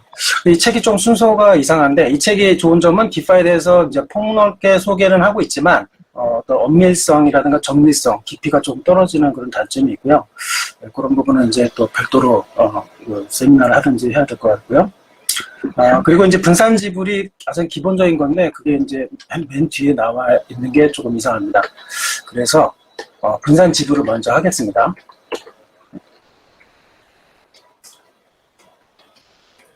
네, 박성준 교수님이 이제 디파이를 블록체인 기반의 스마트 컨트랙트 기반의 탈중앙 금융 서비스라고 디파인하는 것에서 스마트 컨트랙트를 빼는 게 적당하다. 물론 이제 그렇게 빼야지 더 일반적이긴 한데 보통 이제 블록체인 그러면은 어떤 금융 서비스를 제공하기보다는 달랑 송금밖에 못합니다. 그렇기 때문에 금융 서비스 자금을 필요한 곳에 융통해주기 위한 그런 어떤 역할을 하려면 단순 송금이 아니라 뭔가 좀 복잡한 프로그래밍, 어떤 업무 처리가 필요하고 그 업무 처리를 프로세스화해서 자동화하는 그런 거를 이제 스마트 컨트랙트가 해주기 때문에 그래서 이제 현실적으로 금융 서비스를 구현하려면 스마트 컨트랙트가 대부분의 경우 이제 필요하기 때문에 그렇게 디파인한 것도 사실 그러니까 현실적으로 좀 뭐 크게 틀린 건 아니다라는 생각이 듭니다.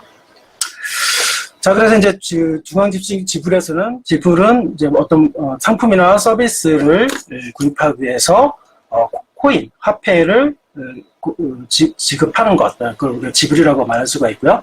그래서 중앙집중식 지불에서는 이와 같이 중간에 청산, 지불자가 수신자한테 대금이 완전하게 확실히 이전하는 것을 보장하는 것. 그걸 우리가 이제 클리어링 하우스라고 할 수가 있는데, 그것을 이제 은행 같은 데서는 우리가 송금이나 지불을 통해서 결제를 하게 되면 은행 계좌에서 다른 은행 혹은 자기 은행의 다른 계정으로 이동하는 것을 보장을 하죠. 그래서 개인과 개인 간의 혹은 기업과 개인 간의 거래를 할 때 중간에 이와 같은 중앙화된 시스템의 은행을 통해서 모든 걸 거쳐서 지급이 이루어지게 됩니다.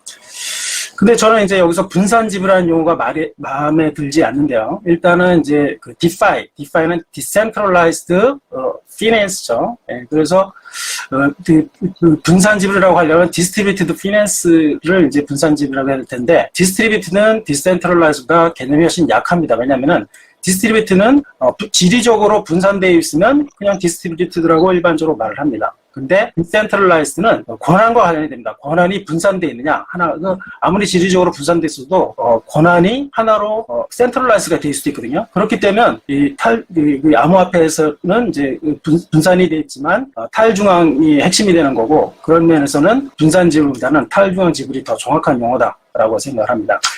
그래서 어쨌든 비트코인 같은 경우는 이제 모든 그 대부분의 그 블록체인이 기본적인 이제 결제 시스템으로서의 기술적인 기능은 갖고 있는데요. 여기서는 그래서 이제 그 일반적인 기본적인 블록체인의 기본 설명에 해당합니다. 네, 그래서 이제 결국 거래가 다 원장에 기록이 되고, 그 원장이라는 것은 트랜잭션들이 저장이 되는 거고, 뭔가 변경을 하고 싶어도 기존에 있는 트랜잭션, 저장되어 있는 트랜잭션을 바꾸는 것이 아니라 새로운 트랜잭션, 변경을 나타내는 새로운 트랜잭션, 그러니까 자금 이동을 한다든가 그런 변경을 나타내는 트랜잭션이 그 위에 쌓여서 그 트랜잭션을 모두 다 리플레이를 하게 되면 결국은 자금이 어떻게 흘렀고 최종 소비자가 누구한테 가 있느냐, 그런 것을 확인할 수 있게 되죠. 그래서 그 불변성과 위조를 불가하게 하는 그런 기술과 다 연결이 되어 있는 개념이죠. 그리고 중앙화된 시스템과 달리 중앙화된 시스템에서는 하나의 그 중앙화된 서버에 모든 정보가 저장이 되는데, 이 분산 지불, 그러니까 좀 더 정확한 탈중앙 지불 시스템에서는 모든 컴퓨터에 트랜잭션이 저장됩니다. 그런 내용들이 이제 이 책에 조금 엄밀하지가 않아가지고 참 설명이 안 됐는데, 어쨌든 이제 일단 네트워크상으로는 네트워크상에서의 어떤 가운데 위치, 중앙 시스템이 없고, 모든 놈들이 이제 이렇게 퍼져 있고 중앙이 없이 이제 퍼져 있습니다. 그래서 얘네들끼리 여기는 이제 까만 점들이 노드, 그러니까 네트워크상의 노드인데 그걸 이제 컴퓨터라고 볼 수가 있고, 이 컴퓨터에 원장들이 저장이 되는 겁니다.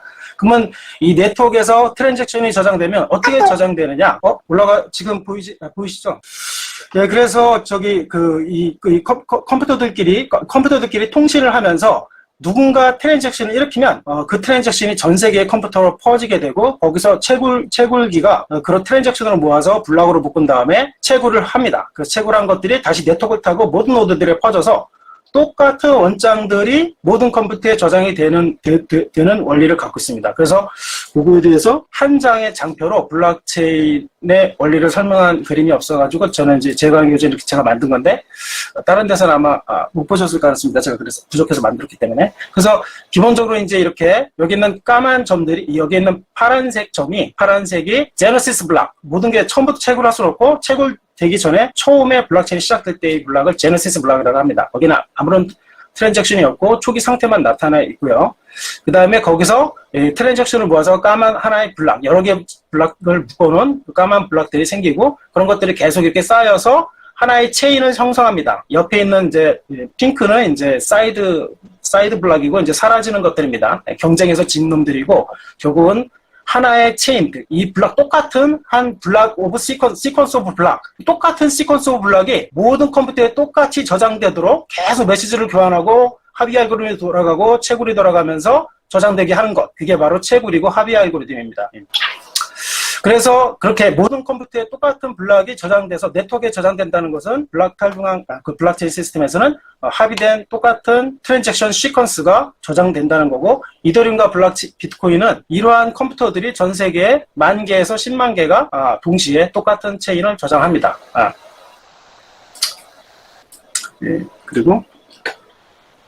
그래서 이제 분산 지불의 이점을 이 책에서는 이렇게 소개를 하는데, 이게 조금 이상합니다. 그래서 사용자가 자신의 걸 완전히 통제, 그렇다고 보기가 좀 어렵죠. 왜냐면은 채굴이 돼야지 거래가 되는 거고, 수수료도 자기가 마음대로 할 수 있는 경우 시장에서 다 결정이 되는 건데, 완전히 통제한다고 보기가 좀 어려운 것 같습니다. 그리고 이제 은행에서는 이제 하나의 컴퓨터 혹은 은행 서버와 정책에서 통제가 되는데, 그렇게 생각하면 비슷하거든요. 비트코인이나 이런 것도 그 커뮤니티에 의해서 통제가 되기 때문에 통제가 된다고 볼 수 있고요. 그 다음에 그리고 이제 기존에 있는 시스템은 그 어떤 가동하지 않는 시간도 있기도 하고 메인테너ን스 때문에 뭐 멈춰 있기도 하고 그러는데 비트코인은 꾸준히 동작을 합니다. 중간에 메인테너ን스가 일어나고 시스템이 업그레이드가 돼도 얘는 365, 24시간 동작하는 장점이 있고요. 그 다음에 최고 경영진 부담 감소 이런 거는 이제 뭐 시스템이 다르니까 경영진이라는 개념보다는 이제 이 커뮤니티 블록체인에서는 커뮤니티가 경영진 비슷한 역할을 하면서 재단이나 이런 쪽에서 그런 역할을 하고 있죠. 네, 다양한 지부 수단도 기존의 다른 그 금융 시스템도 하지 않나요? 네, 이것도 조금 이해가 안 가고 제어맥 관리 개선도 뭐 마찬가지로 이 비트코인도 하고 있고 빠른 의사결정. 예, 글쎄요, 이것도 이제 합의를 통하다 오히려 더 느린 것 같은데 그래서 이런 것들은 좀 이제 마음에 들지 않습니다. 그러니까 제가 보기에는 이제 그렇게 정리하기보다는 이렇게 정리하는 게 나을 것 같아서 이제 소개를 하면 이제 일반적인 이제 블록체인의 장점, 기본적인 지불은 기본적인 기능이기 때문에 블록체인에 그래서 그 일반적인 장점을 이제 네 가지로 정리해 볼 수가 있고요. 그래서 낮은 거래 비용을 제공한다는 겁니다. 단 효율적인 컨센서스 알고리즘을 사용하는 거고 이건 비트코인이나 현재 이더리움 같이 POW는 굉장히 비효율적인 컨센서스 알고리즘이기 때문에 절대 거래 비용이 낮지가 않습니다. 거래 비용이 굉장히 높고요. 그래서 그런데 이게 효율적인 컨센서스 알고리즘을 사용하게 되면 훨씬 더 저렴한 거래 비용을 훨씬 낮출 수가 있는데 그 거래 비용 단순 송금 수수료뿐만 아니라 우리가 디파이 같은 금융 서비스를 구현을 해도 그때 사용되는 이제 단순 송금은 이제 거래 비용이 낮지만 우리가 예대 마진이라든가 이렇게 거래 비용이 굉장히 높은 이유는 그것들이 상당히 많은 어떤 수작업들과 여러 가지 그 규제에 의해서 비효율적인 측면들이 굉장히 많고 그것들이 다 비용입니다. 하지만 블록체인은 신뢰할 수 있는 업무를 자동화하는 범용적인 프로그램입니다. 그렇기 때문에 금융 업무나 혹은 비금융 업무도 자동화할 수가 있게 되고 자동화하고 사람 손이 안 가기 때문에 인건비도 안 들고 그래서 비용도 싸지고 그리고 인건비 자동화되어 있기 때문에 거래도 빨라지게 되고요. 그 여기에 있는 디파이 예제들이 바로 이 블록체인의 그런 장점들을 아주 잘 보여주고 있습니다. 그런데 여기서는 이제 지불이니까 그냥 단순 송금 수준인 거고 근데 지불도 이제 좀 복잡한 지불이 될 수가 있습니다. 단순한 지불이 아니라 그럴 때는 스마트 컨트랙트에서 좀 더 정교한 지불이 가능해지게 되고 그러면 여기에 있는 어떤 자동화 프로그램, 스마트 컨트랙트는 자동화 프로그램이어서 그 지불 메커니즘이 프로그래밍이 되고 역시 여전히 낮은 거래 비용과 빠른 거래 처리를 제공할 수가 있습니다. 그리고 가용성이 굉장히 높은데 가용성이라는 것은 컴퓨터가 쉬지 않고 이 네트워크 혹은 서비스가 동작하는 것을 말하는데 기본적으로 이 블록체인은 그런 식으로 설계되어 있고 신뢰성이 굉장히 높은 것도 암호화 기술로 무장되어 있고 그리고 대규모로 분산되어 있고 분산되어 있을 뿐만 아니라 데이터가 똑같은 데이터가 좀 전에 설명드렸듯이 만 대에서 10만 대 똑같은 데이터가 다 복사가 되어 있기 때문에 아무리 디도스 공격을 해도 그 만 대나 10만 대를 망가뜨릴 수도 없고 그 데이터를 아무리 훼손시켜도 대부분의 데이터는 또 제대로 남아있기 때문에 해킹이 어렵습니다. 그래서 이제 높은 수준의 신뢰성, 보안성을 제공한다는 것이죠. 그래서 이런 기본적인 내용이었고, 그래서 좀 똑똑한 지불 시스템도 이제 여전히 블록체인의 일반적인 장점을 제공한다는 거였고요. 그럼 다시 돌아가서 펀드에 대해서 보겠습니다. 회산 펀드는 기존에 있는 펀드, 그러니까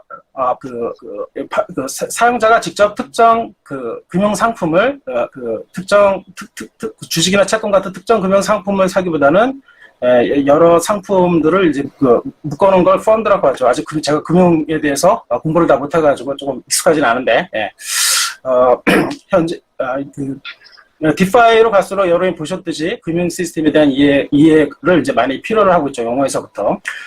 그래서 블록체인 하는 사람들도 이제 금융을 많이 공부를 해야 됩니다. 자, 그래서 이제 전통적인 금융에서는 이제 자산 관리를 하는데, 그러니까 하나의 특정 자산만 사는 게 아니라 여러 자산을 묶어서 관리를 해주고, 그걸 펀드화하고, 그걸 또 상품으로 하려면 자산 관리 개념이 필요하게 되고, 그러면 디파이에서는 어떻게 자산 관리를 할 것인가라는 관련해서 전통적인 금융에서는 어떻게 자산 관리를 하는 것부터 우리가 본 다음에 디파이에서는 이제 이것들을 어떻게 처리하는가를 보면 되겠죠. 그래서 자산 관리 관련한 브로커도 있었고 기관 투자자도 있었고 어드바이저 이런 롤들이 있었는데 여기서 자산 관리자와 자산 운용사를 이제 분리를 해서 설명을 하고 있습니다. 기존의 자산 관리자는 시장의 투자 상품에 대해서 직접적인 지식, 깊고 직접적인 지식을 갖고 있는 사람이고, 그 다음에 인증된 자산관리, 실무자, 그런 이제 인증 같은 것도 있어서 그 인증을 갖고 있으면, 금융에서는 이제 규제가 많으니까 다양한 투자 유형의 투자가 가능한 그런 자격을 갖게 돼서 투자를 대행해 줄 수 있는 그런 역할을 하고 있고요. 보통 저는 이제 자산관리자는 좀 잘 모르겠고요, 아직. 자산 운용사는 많이 들었죠. 미래에셋 같은 것도 자산 운용사고요. 그래서, 투자 리스크, 사용자는 이제 잘 모르고 그런 많은 전문적인 지식, 투자에 대한 전문적인 지식도 없고, 그냥 자기가 원하는 거는 나는 낮은 리스크를 원한다. 나는, 손해를 보고 싶지 않다. 나는 조금 손해봐도 좋다. 나는 하이 리스크, 하이 리턴이다. 이렇게, 어떤 자기가 감당할 수 있는 리스크와 욕구만 얘기해주면, 즉, 투자 운용의 목표만 얘기해주면, 그러면은, 그 시장 상황은 자꾸 바뀌기 때문에 어떤 상품이 리스크 상품이 될 수 있는 거고, 그 다음에 포트폴리오를 구성하기에 따라서 안전자산으로 만들 수도 있기 때문에 이런 것들을 자산운용사에서 전문성과 규모의 경제를 갖고, 그리고 이제 더 많은 이제 정보를 활용을 해서 자금을 대신 효율적으로 저렴하게 운용해 준다라는 개념이었죠. 자, 이런 걸 디파이에서 어떻게 표현해 줄까? 그래서 디파이 부문에서는 자산관리 서비스가 크게 두 가지입니다. 그러니까 자산관리자를 이렇게 연결을 해주는, 분산 시스템에서 연결을 해서 사용자가 선택할 수 있게 해주거나, 아니면 관리를 결국은 스마트 컨트랙트니까 가장 이제 최적의 방법은 스마트 컨트랙트가 자산 관리를 사람을 대신해 주는 겁니다. 포트폴리오 관리도 대신해 주고 이런 식으로. 아니면 그런 거를 수작업으로 하는 거를 좀 더 효율적으로 해주는 도구를 제공한다든가, 그런 여러 가지 형태로 나뉘게 되고요. 그래서 가령 이제 시장 지수를 이제 추종하는 뭐 ETF나 그런 것처럼 이제 포트폴리오 투자하는 것도 있고, 그 다음에 시장 변화에 따라서 여기 자신의 부터 익숙하지가 않은 영어가, 그래서 어쨌든 상품을 사고 팔고 이렇게 하는 걸 이제 자동으로 해주는 거, 그런 이제 서비스를 말하는 거고요. 그래서 암호화폐뿐만 아니라 좀 전에 임병환 교수님이 설명한 신테틱스 같이 이렇게 비암호화폐 자산도 이제 결국은 가상자산으로 연결을 해서 관리를 할 수가 있고, 그렇게 되면 이제 비암호화폐 자산 영역까지 가서 이 자산관리 서비스를 할 수 있다라는 거죠. 그래서 디파이가 이제 이 산업이 계속 이렇게 빠르게 급속하게 이제 팽창하고 있고요. 한 석 달 만에, 몇 배로 이렇게 시총이 증가하고, 그런 식으로 빠르게 성장하고 있고요. 그래서 분산형 금융 상품이 어느 때보다 사람들이 이제 돈이 많이, 결국 여기서는 돈은 주로 이제, 코인이 들어오지만, 코인이 들어온다는 얘기는 그게 다 돈이기 때문에, 돈으로 다 대부분 산 거고, 그래서 이제 돈이 들어오고, 그 암호화폐나 토큰화된 이제 자산들이 많이 들어오니까 이제 거래하는 사람들이 늘어나게 되죠. 그래서 이제 자산관리 서비스에 대한 수요도 급증하고, 이더리움이나 이제 코인들도 덩달아서 오르게 되고, 이렇게 되는 것 같습니다. 그래서 이제 분산 펀드 프로젝트들이 있는데, 여기는 아주 간단하게 조금씩 설명이 되어 있습니다. 그래서 클라우드 기반, 클라우드가 아니라 클라우드랑 다르죠. 그래서 불특정 다수들을 대상으로 한 이제 자산관리 프로토콜, 이제 뭔가 자동화됐으니까 이제 프로토콜이라고 우리가 말을 하는데, 결국은 프로토콜은 프로그램으로 구현이 되는 거죠. 여기서 말하는 프로토콜은 스마트 컨트랙터. 그래서 그런데 이 펀드를 여러 배토큰이라고 하는 곳에서는 이 펀드 관리자가 사람이고, 그 관리자가 여러 명이 있고, 그 여러 명을 개별 이 투자자들이 선택을 해서 그 사람이 자산 관리를 해주는데 그걸 연결을 해주는 뭐 그런 개념으로 보여지고요. 요거랑 반대되는 대표적인 거. 좀 전에는 이제 사람이 대신해 줄 걸 연결해 주는 거고, 사람 자산 관리자, 인적 자산 관리자를 연결해 주는 거고, 두 번째는 자동으로 자산 관리를 해주는 스마트 컨트랙트로 구현된 자산 관리 서비스입니다. 그래서 투자자들은 이제 이 포트폴리오인지 뭔지 어쨌든 어떤 비율에 따라서 이제 자동으로 이 스마트 컨트랙트가 자산 관리를 해주는 겁니다. 그래서 그렇게 하기 위해서 지갑들이 여러 가지가 있는데, 코인을 거래할 수 있는, 코인을 이제 송금하고 뭐 트랜잭션을 일으키고 스마트 컨트랙트를 호출할 수 있는 그런 지갑들이 다양하게 있는데, 많은 사람들을 끌어들여서 이제 다양한 지갑들도 연동을 시키고, 그 다음에 코인과 코인, 여기 디파이에서는 기본적으로 이제 돈을 우리가 직접 거래를 못하기 때문에 코인과 코인끼리만 교환을 하죠. 암호화폐끼리만, 혹은 가상자산과 가상자산끼리만, 일반적으로는. 그래서 그런 교환이 가능하면 거래가 될 수 있는 거고, 그게 일종의 거래소 역할을 할 수가 있는 거죠. 그래서 그런 것들이 유니스왑을 표현해서 이제 여러 가지 이제 그 방식들이 존재하고요. 그 다음에, 그런 이제 수합을 하는데, 그때 마켓 메이커가 있어야지 자동으로 이제 그 유동성을 제공하니까, 그래서 팔고 살 수 있으니까, 그 유동성을 제공해주는 프로토콜, 이 세 가지를 통합을 해서 제공을 한다. 그래서 완전히 자동화된 분산형 자동관리 시스템입니다. 이것도 얘네들이 정확하게 이제 어떻게 동작하는지는 좀 더 디테일하게 뭐 별도의 있어야겠죠. 자, 이제 DH는 신세틱스와 통합된 분산형 자산관리 프로토콜인데, 얘네들은 그 자산운용사와 얘도 이제 그 아까쯤에 그 첫 번째 얘기했던 얘랑 좀 비슷하죠. 그 베토컨이랑 비슷하게 인적 자산관리사랑 연결을 해주는데, 얘네들은 이제 조금 더 발전을 했습니다. 왜냐하면 자산관리사랑 연결을 하는데, 우리 금융 시스템에 규제가 많은 게, 이게 첫째가 이제 정보의 비대칭성, 그래서 역선택과 그다음에 모랄 해저드가 발생을 해서 그게 다 비용이 되는 문제가 있었죠. 그거를 막기 위해서.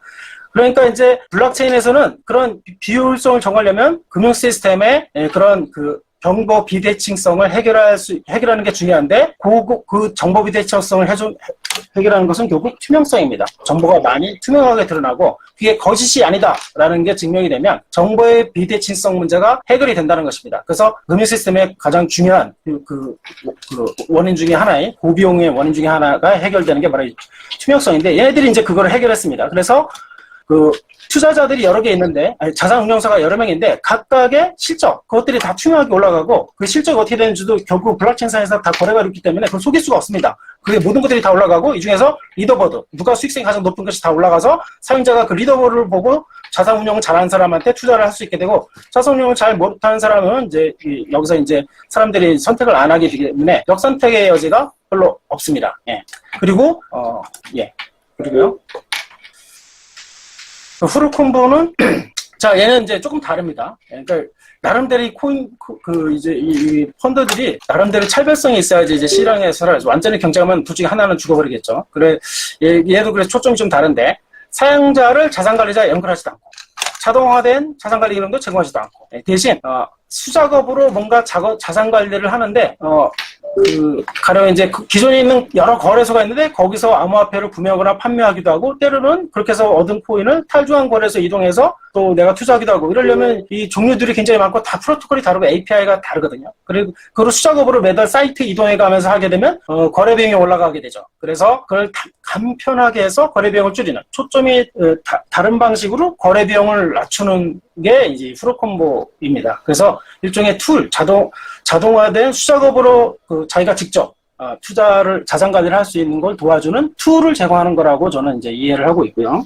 자, 그노시스는 이게 정확하게 정체가 뭔지 이게 자세히 안 나와 있고, 기조보니까 탈중앙 예측 시장이라고 돼 있습니다. 그래서 뭐 가격이 어떻게 될지를 그러니까 블록체인에는 정보를 가지고 예측을 그 스마트 컨트랙트에서 예측 정보를 제공하는 것인지 그거는 좀 확신이 안 서고요. 어쨌든 여기 이 책에서는 이렇게 모호하게 나와 있습니다. 그래서 암호화폐 자산을 뭐 한 팀으로 관리하고자 하는 사람들의 특별히 정해진 자산관리 플랫폼이라고 되어 있는데, 이거 봐도 뭐 특별한 내용이 없고, 그렇습니다. 자, 머티스는 얘도 또 조금 초점이 다릅니다.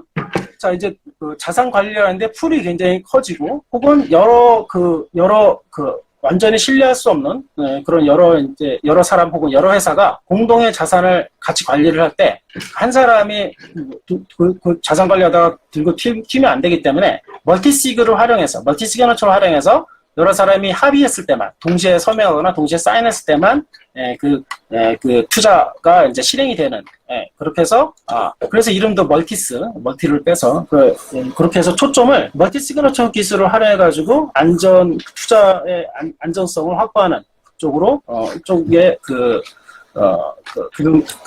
펀드인 것 같습니다.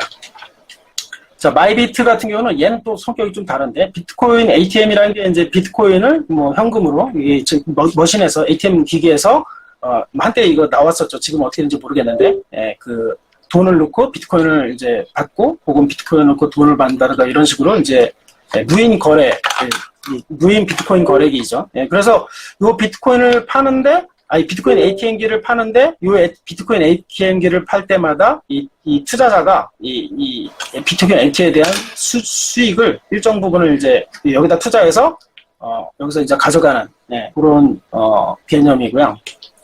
자, 토큰 세트는 이것도 역시 이제 툴입니다. 그래서 저희가 이제 트레이딩을 하는데 소셜 트레이딩 세트를 사용해서 이걸 사용해서 다른 사람한테 자기 자신의 자산의 관리를 맡겨서 그래서 이제 그 사람이 자기 자산을 관리해 주는데 이걸 쓰게 되면 이제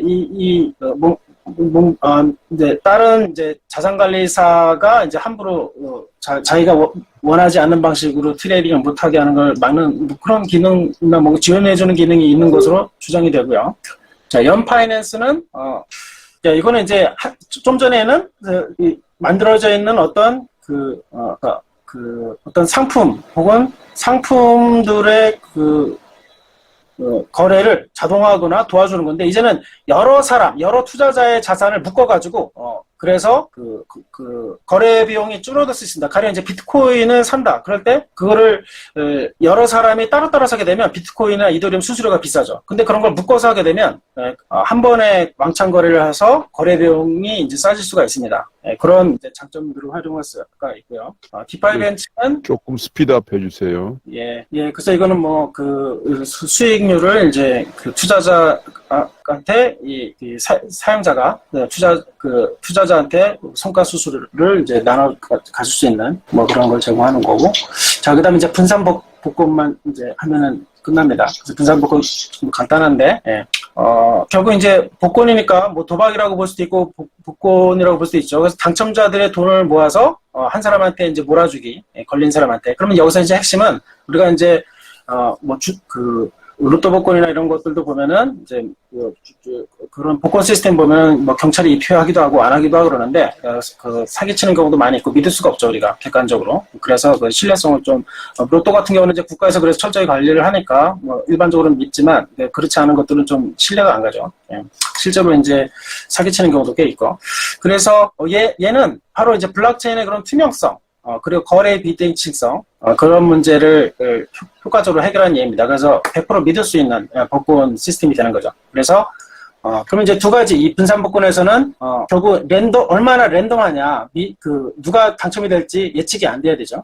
그래서 그리고 여기 이제 추가적으로 익명이고 쉽게 추적 가능하고 당연히 내가 걸리면 당연히 나한테 돈이 들어가는 게 보장이 되고 이렇습니다. 실제로 이제 세계 복권이 80조쯤 된다고 합니다.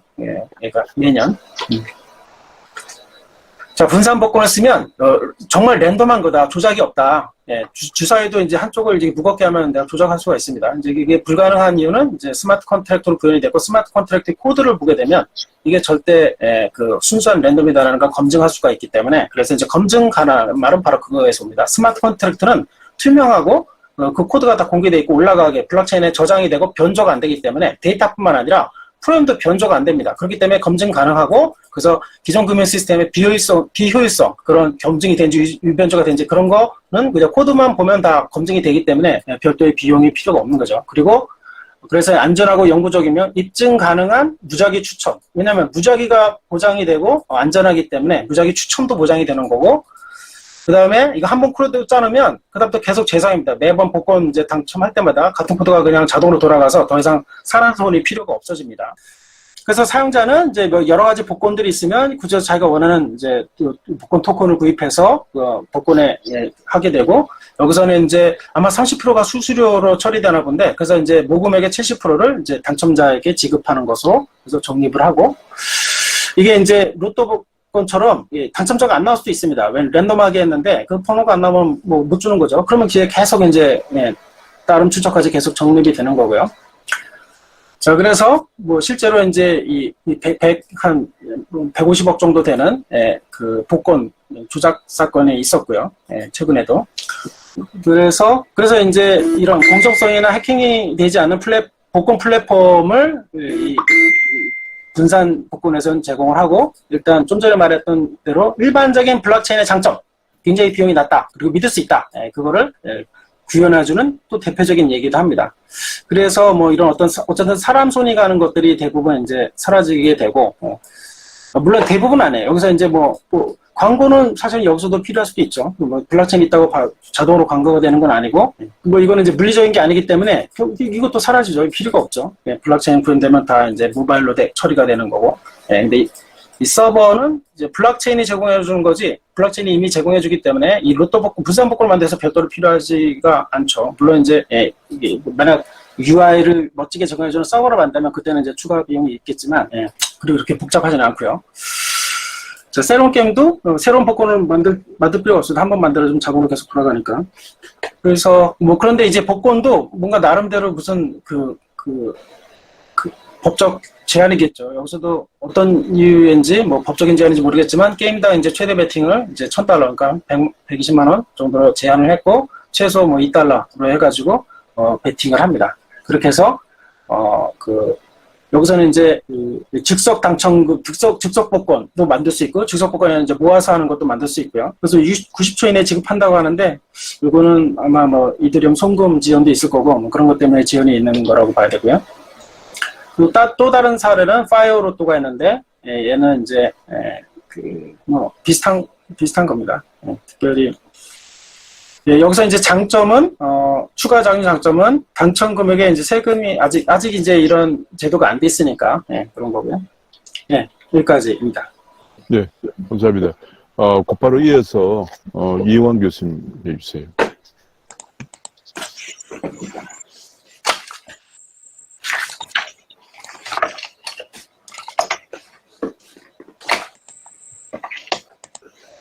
보이시나요? 안 보이시나요? 보이나요? 보여요. 예, 감사합니다. 제가 빨리 끝내죠. 보입니다. 제가 할 거는 되게 짧도록 노력하겠습니다. 내용 자체가 제가 이 책에 대해서는 좀 정리가 안 된 것처럼 보이고, 단어도 혼용해서 쓰고, 그런 점이 있어서 제가 도저히 저기 할 수는 없었는, 수긍할 수 없는 단어들이 많이 사용되고 그래서 좀 어려움이 있었습니다. 이해하는데.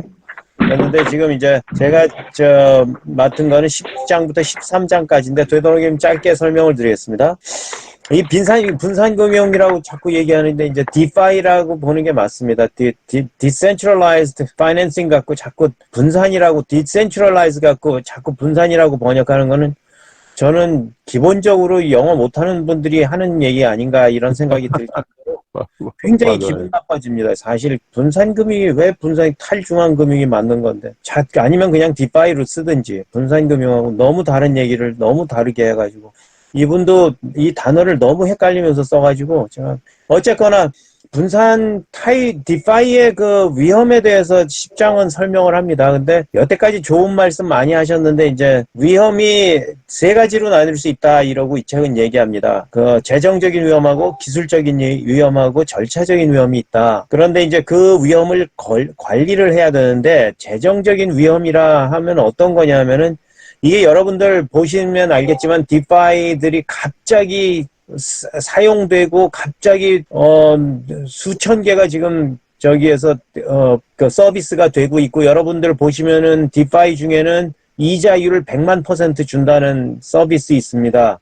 보시면 알아요. 우리나라에서도 지금 100만 지금 현재도 우리나라에서 100만% 이자 준다는 서비스들이 있어요. 그런데 그게 나쁘다고 얘기하는 건 아닙니다. 초기에 자금을 모이기 위해서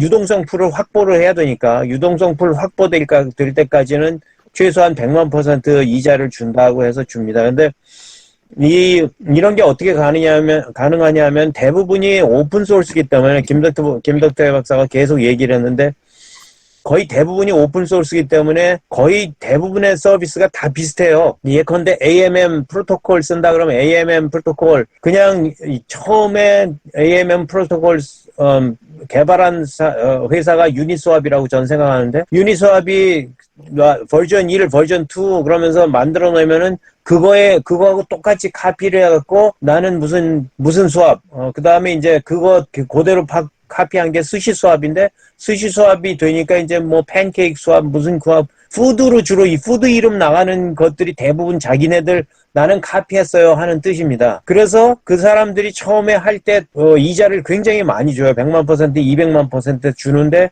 여러분들이 오늘이라도 200만 % 주는 데 있으면은 한 100원, 1000원 투자해 놓으면은 손해 안 볼 정도로 투자해 놓으면 100만 %면 얼마입니까? 생각해 보시면 아 괜찮은데 이렇게 생각하셨을 수도 있어요. 실제로 그렇게들 주기 때문에 그게 왜 가능하냐면 내가 토큰으로 주는 거잖아요. 이자를 토큰으로 주는 거잖아요. 그래서 내가 보통의 경우 우리나라에서 만든 디파이 중에 제일 티피컬한 것 중에는 이제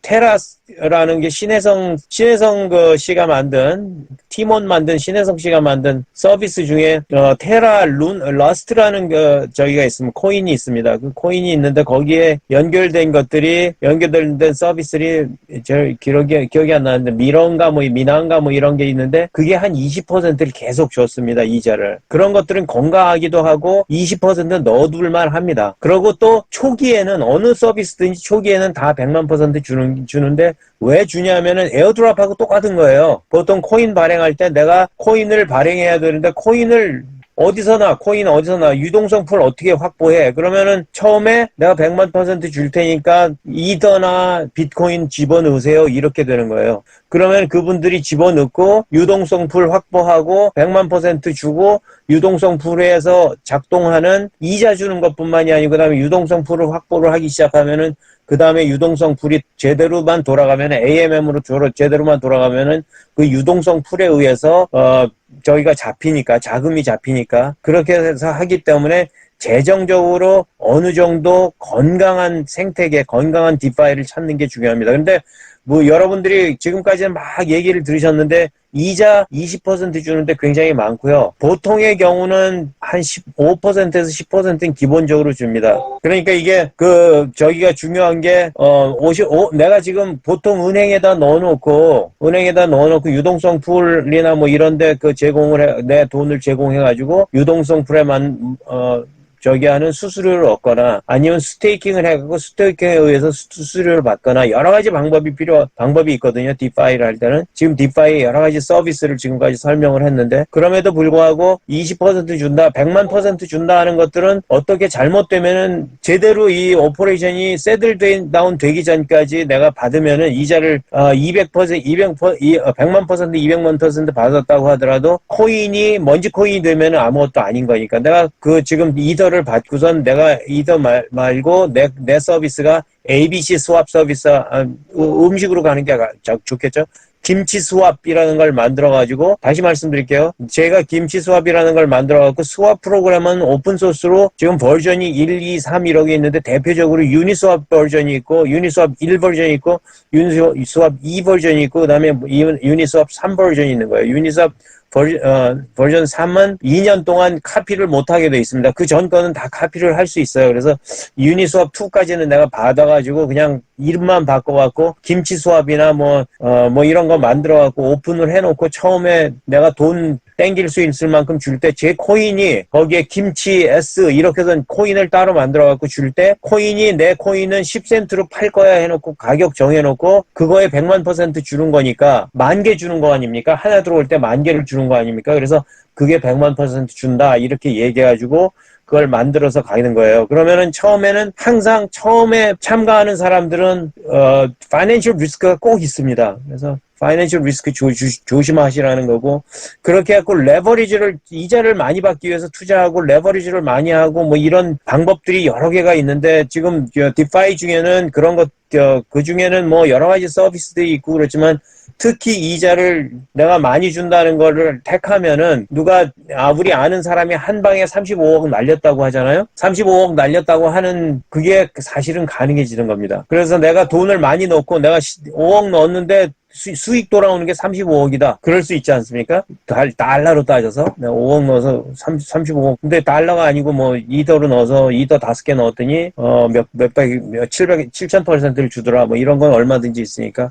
그럴 때 정말로 그 이자나 그 오퍼레이션에 대한 정확한 이해가 있고 그걸 제대로 찾는 게 필요하다는 거고요. 첫 번째. 그 다음에 기술적인 위험도 있습니다. 기술적으로 이 사람들이 서비스 하는 사람들이 요즘 이 디파이가 중앙화된 기구가 없기 때문에 사실은 사기도 많습니다. 그래서 스캠이나 이런 것들이 많기 때문에 그런 스캠에 대한 위험 관리 전략도 좀 있어야 된다. 그래서 정말 중요한 거는 자기가 스토리지가 있으면은 콜드 스토리지 항상 만들어갖고 콜드 스토리지에 넣어놔라. 그 다음에 이게 업데이트가 되는 서비스가 업데이트되고 백업되는 거 이런 것들을 정말 중요하게 생각을 해야 된다. 그 다음에 실제로 이런 서비스를 받을 때도 그 서비스 프로바이더들의 문제도 문제겠지만 실제로는 내가 정말로 콜드 스토리지에 내 거를 가지고 있는지. 왜냐하면 이런 디파이들은 해킹을 좀 쉽게 당하는 경우가 있습니다. C파이들은 나름대로 자기네들의 그 규제 보안 이런 그 사항들이 굉장히 철저하게 되어 있지만 디파이들은 그런 게 안 돼 있을 확률이 큽니다. 디파이라는 게 보통의 경우 자기 지갑들이 여러 개 소개가 돼 있겠지만 지금 메타 월렛이나 뭐 이런 것들이 메타버스나 이런 월렛들을 가지고서 이제 연결해서 쓰게 되는데 그럴 때 그것들의 그것들을 콜드 스토리지에 확실하게 갖다 놓고 내가 갖고 있는 재산들 내가 관리를 해야 되는 거니까 디센트럴라이즈한 건 그런 절차적 위험 관리도 자기는 해야 된다. 그렇죠? 저기를 각자가 잘 알아서 해야 된다. 특히 다단계 인증이라는 게 멀티 레벨 어센티케이션입니다. 그래서 내가 여러 지문으로 인증하고 뭘로 인증하고 패스워드로 인증하고 그래서 여러 번에 걸쳐서 인증하는 것을 실제로 항상 저기를 하셔야 된다. 그래서 분산 위험을 관리를 하셔야 된다는 게 10장의 내용입니다. 11장은 각국의 규제 동향인데요. 실제로 이제 요즘 디센트럴라이즈드 디파이가 많이 성행을 하면서 우리가 ICO, IEO 이렇게 가다가 디센트럴라이즈드 파이낸싱 하는 데다가 프로토콜만 맞추면 자기 코인을 집어넣을 수 있거든요. 제가 가령 김치 코인을 KCO 하고선 만들었다 그러면은 KCO 만들어가지고 디센트럴라이즈 유니스왑에다 프로토콜을 맞춰서 그냥 올리기만 하면 됩니다.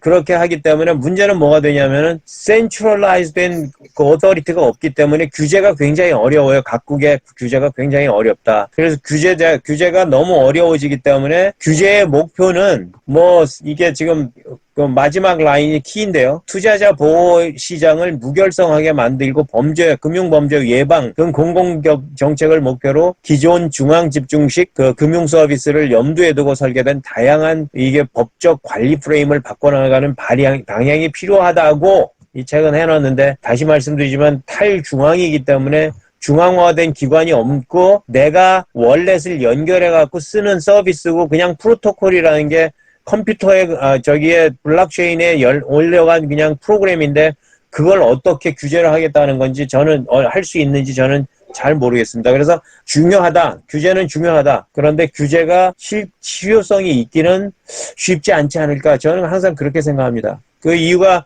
규제의 기술적인 복잡성이라는 게 기술적으로 너무 어렵다. 또 기술적으로 어렵다는 게 주체가 없기 때문에 어디에다 대고선 얘기해야 되는지도 모른다는 거죠. 물론 유니스왑 같은 경우는 저기가 SEC가 요번에 유니스왑을 유니스왑 CEO를 불러가지고 니네들 규제 대상이라고 지금 경고를 하고 있습니다만 경고를 한다고 그래서 CEO 유니스왑이 실제로 자기네들이 프로토콜을 매니지하는 것도 아니고 프로그램에 의해서만 돌아가는 건데 그걸 어떻게 해야 되는지 거기다가 KYC를 할 수 있다는 건지 안 할 수 있다는 건지도 사실은 굉장히 어렵습니다.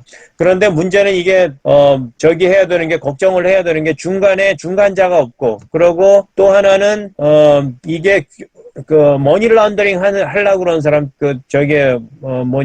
돈 세탁 하려고 그러는 사람들한테는 너무 좋은, 미디움일 수 있다는 거죠. 그래서 그런 것들에, 저희가 되기 때문에, 그런 범죄의 타겟이 범죄자들의, 돈 세탁하는 저희가 미디움이 될 수 있기 때문에 항상 그런 거에 대해서 서비스 프로바이더 하는 사람들은 굉장히 어려움이 있고 규제도 굉장히 어려움이 있다. 이런 게 있습니다. 국가별로는 우리가 지금 한국에서는 이미 2021년 9월 특검법이 발효가 된 것을 우리가 알고 있습니다. 그런데 문제는 특검법이 우리가 지금 보는 디파이에 약간이라도 걸치고 있느냐 하면은 걸치는 게 별로 없다는 게 사실은 문제는 무슨 문제입니다. 지금 특검법은 우리 한국의 그 거래소나 사업자가 있는 경우, 그러니까 중앙화가 돼 있는 경우를 생각해서 그런 거를 규제하느라고 만든 거지, 어떻게 디파이에 대해서는 어떻게 걸치는 방법이 별로 없는 걸로 봅니다. 저건, 각국마다 이게 굉장히 어려움으로 저기는 돼 있는데, 디파이 프로젝트가 이게 앞뒤가 지금 앞에 페이지, 뒤에 페이지가 바뀐 것 같습니다. 이 페이지가 먼저입니다. 디파이 프로젝트는 폭발적으로 성장하고 있으나 중개자 역할이 없으니까 자금 세탁업자한테 너무 매력적일 수 있다는 거죠. 우리나라 같은 경우는 그래서 이게 됐는데 별로 디파이에 대해서는 별로 의미가 없는 그 특검법이라는 거죠. 그런데 지금 저는 어제 같은 경우 한국은 좀 과도한 게 있지 않나. 가상자산 거래소의 코인 입출금을 모르는 한국에 라이센스가 없는 것들은 무조건 막아버리겠다는 이상한 법안을 만든다는 소문이 있더라고요. 기사가 있더라고요. 참, 금융감독원에 이런 거 아는 사람이 있나요? 탈중앙 금융이나 이거 아는 사람들이 있나요? 세미나 해달라고 그러면 세미나는 해줄 텐데, 이분들이 너무 모르는 분들만 모여가지고, 참 걱정은 많이 됩니다. 그 다음에, 한국, 미국 이런 쭉 나왔는데 그건 다 잊어버리고요. 제가 뺐고요. 그 다음에 12장은 투자자 그룹 해갖고 전 세계에 투자자들이 누가 있나 그럼 쭉 리스트업을 해놨더라고요. 근데 뭐가 중요한지 이게 왜 우리가 알아야 되는지 모르겠지만 판도라 캐피탈, 알라메다 리서치, 안드레이센 호로위츠 이런 저기가 있고요. 한국에서는 투자자 그룹이 해시드라는 투자자 그룹이 있습니다. 그리고 글로벌 디파이 얼라이언스하고 시카고 디파이 얼라이언스도 작지 않은 투자자인 모양입니다. 마지막으로 분산금융 프로젝트를 하나하나 리스트업하면서 뭔지 리스트업을 해놨는데 저는 제일 아쉬운 게 이 부분이 제일 아쉬웠습니다. 그냥 리스트업만 쭉 해갖고 설명을 하면 이게 뭐 필요하지? 왜냐하면 우리가 아는 거는 여기 대부분이 디파이들은 AMM 쓰고 유니스왑에서 만들어놓은 AMM 프로토콜 갖다 쓰고 거의 대부분 그냥 오픈소스 뺏겨서 쓰는 게 대부분이거든요. 약간씩 다르게 했다는 건 우리가 가서 들여다보지 않으면 얼마나 다른지 잘 모르기 때문에. 그래서 사실은 이렇게 해서 만들어가지고 하나하나 이런 게 이 카테고리는 에셋 매니지먼트는 어떤 카테고리에 있고, 메타마스크는 어떻게 하고, 어떤 식의 지갑이고, 어떤 지갑이고, 요런 것들을 이렇게 카테고리마다 쭉 설명을 해놨으면 참 좋았을 뻔했고, 거기에 어떤 것들이 어떻게 카피해서 쓰고 있는지, 실제로는 다시 말씀드리지만 오픈소스이기 때문에 거의 다 하나가 다른 걸 카피하고 오히려 어떤 거는 그대로 100% 카피하고 이름만 바꾼 것들이 많거든요. 그런 것들 팬케이크 수업 for example 그렇게 하면은 그거는 스시 수업 카피한 거고 스시 수업은 유니 수업 카피한 걸로 알고 있거든요. 이름만 바꾼 걸로 알고 있거든요. 그런데 그거 안 하고 그냥 쭉 리스트업만 해놨더라고요. 이렇게. 이거는 이분이 저자가 참 너무 아쉬운 부분이 그 부분이 아닌가 이렇게 생각합니다. 오늘 여기까지입니다. 감사합니다. 감사합니다. 짧게 하려고 노력했습니다. 많이 낀 것에 대해서 한두 분만 코멘트나 질문을 받고 마치도록 할게요.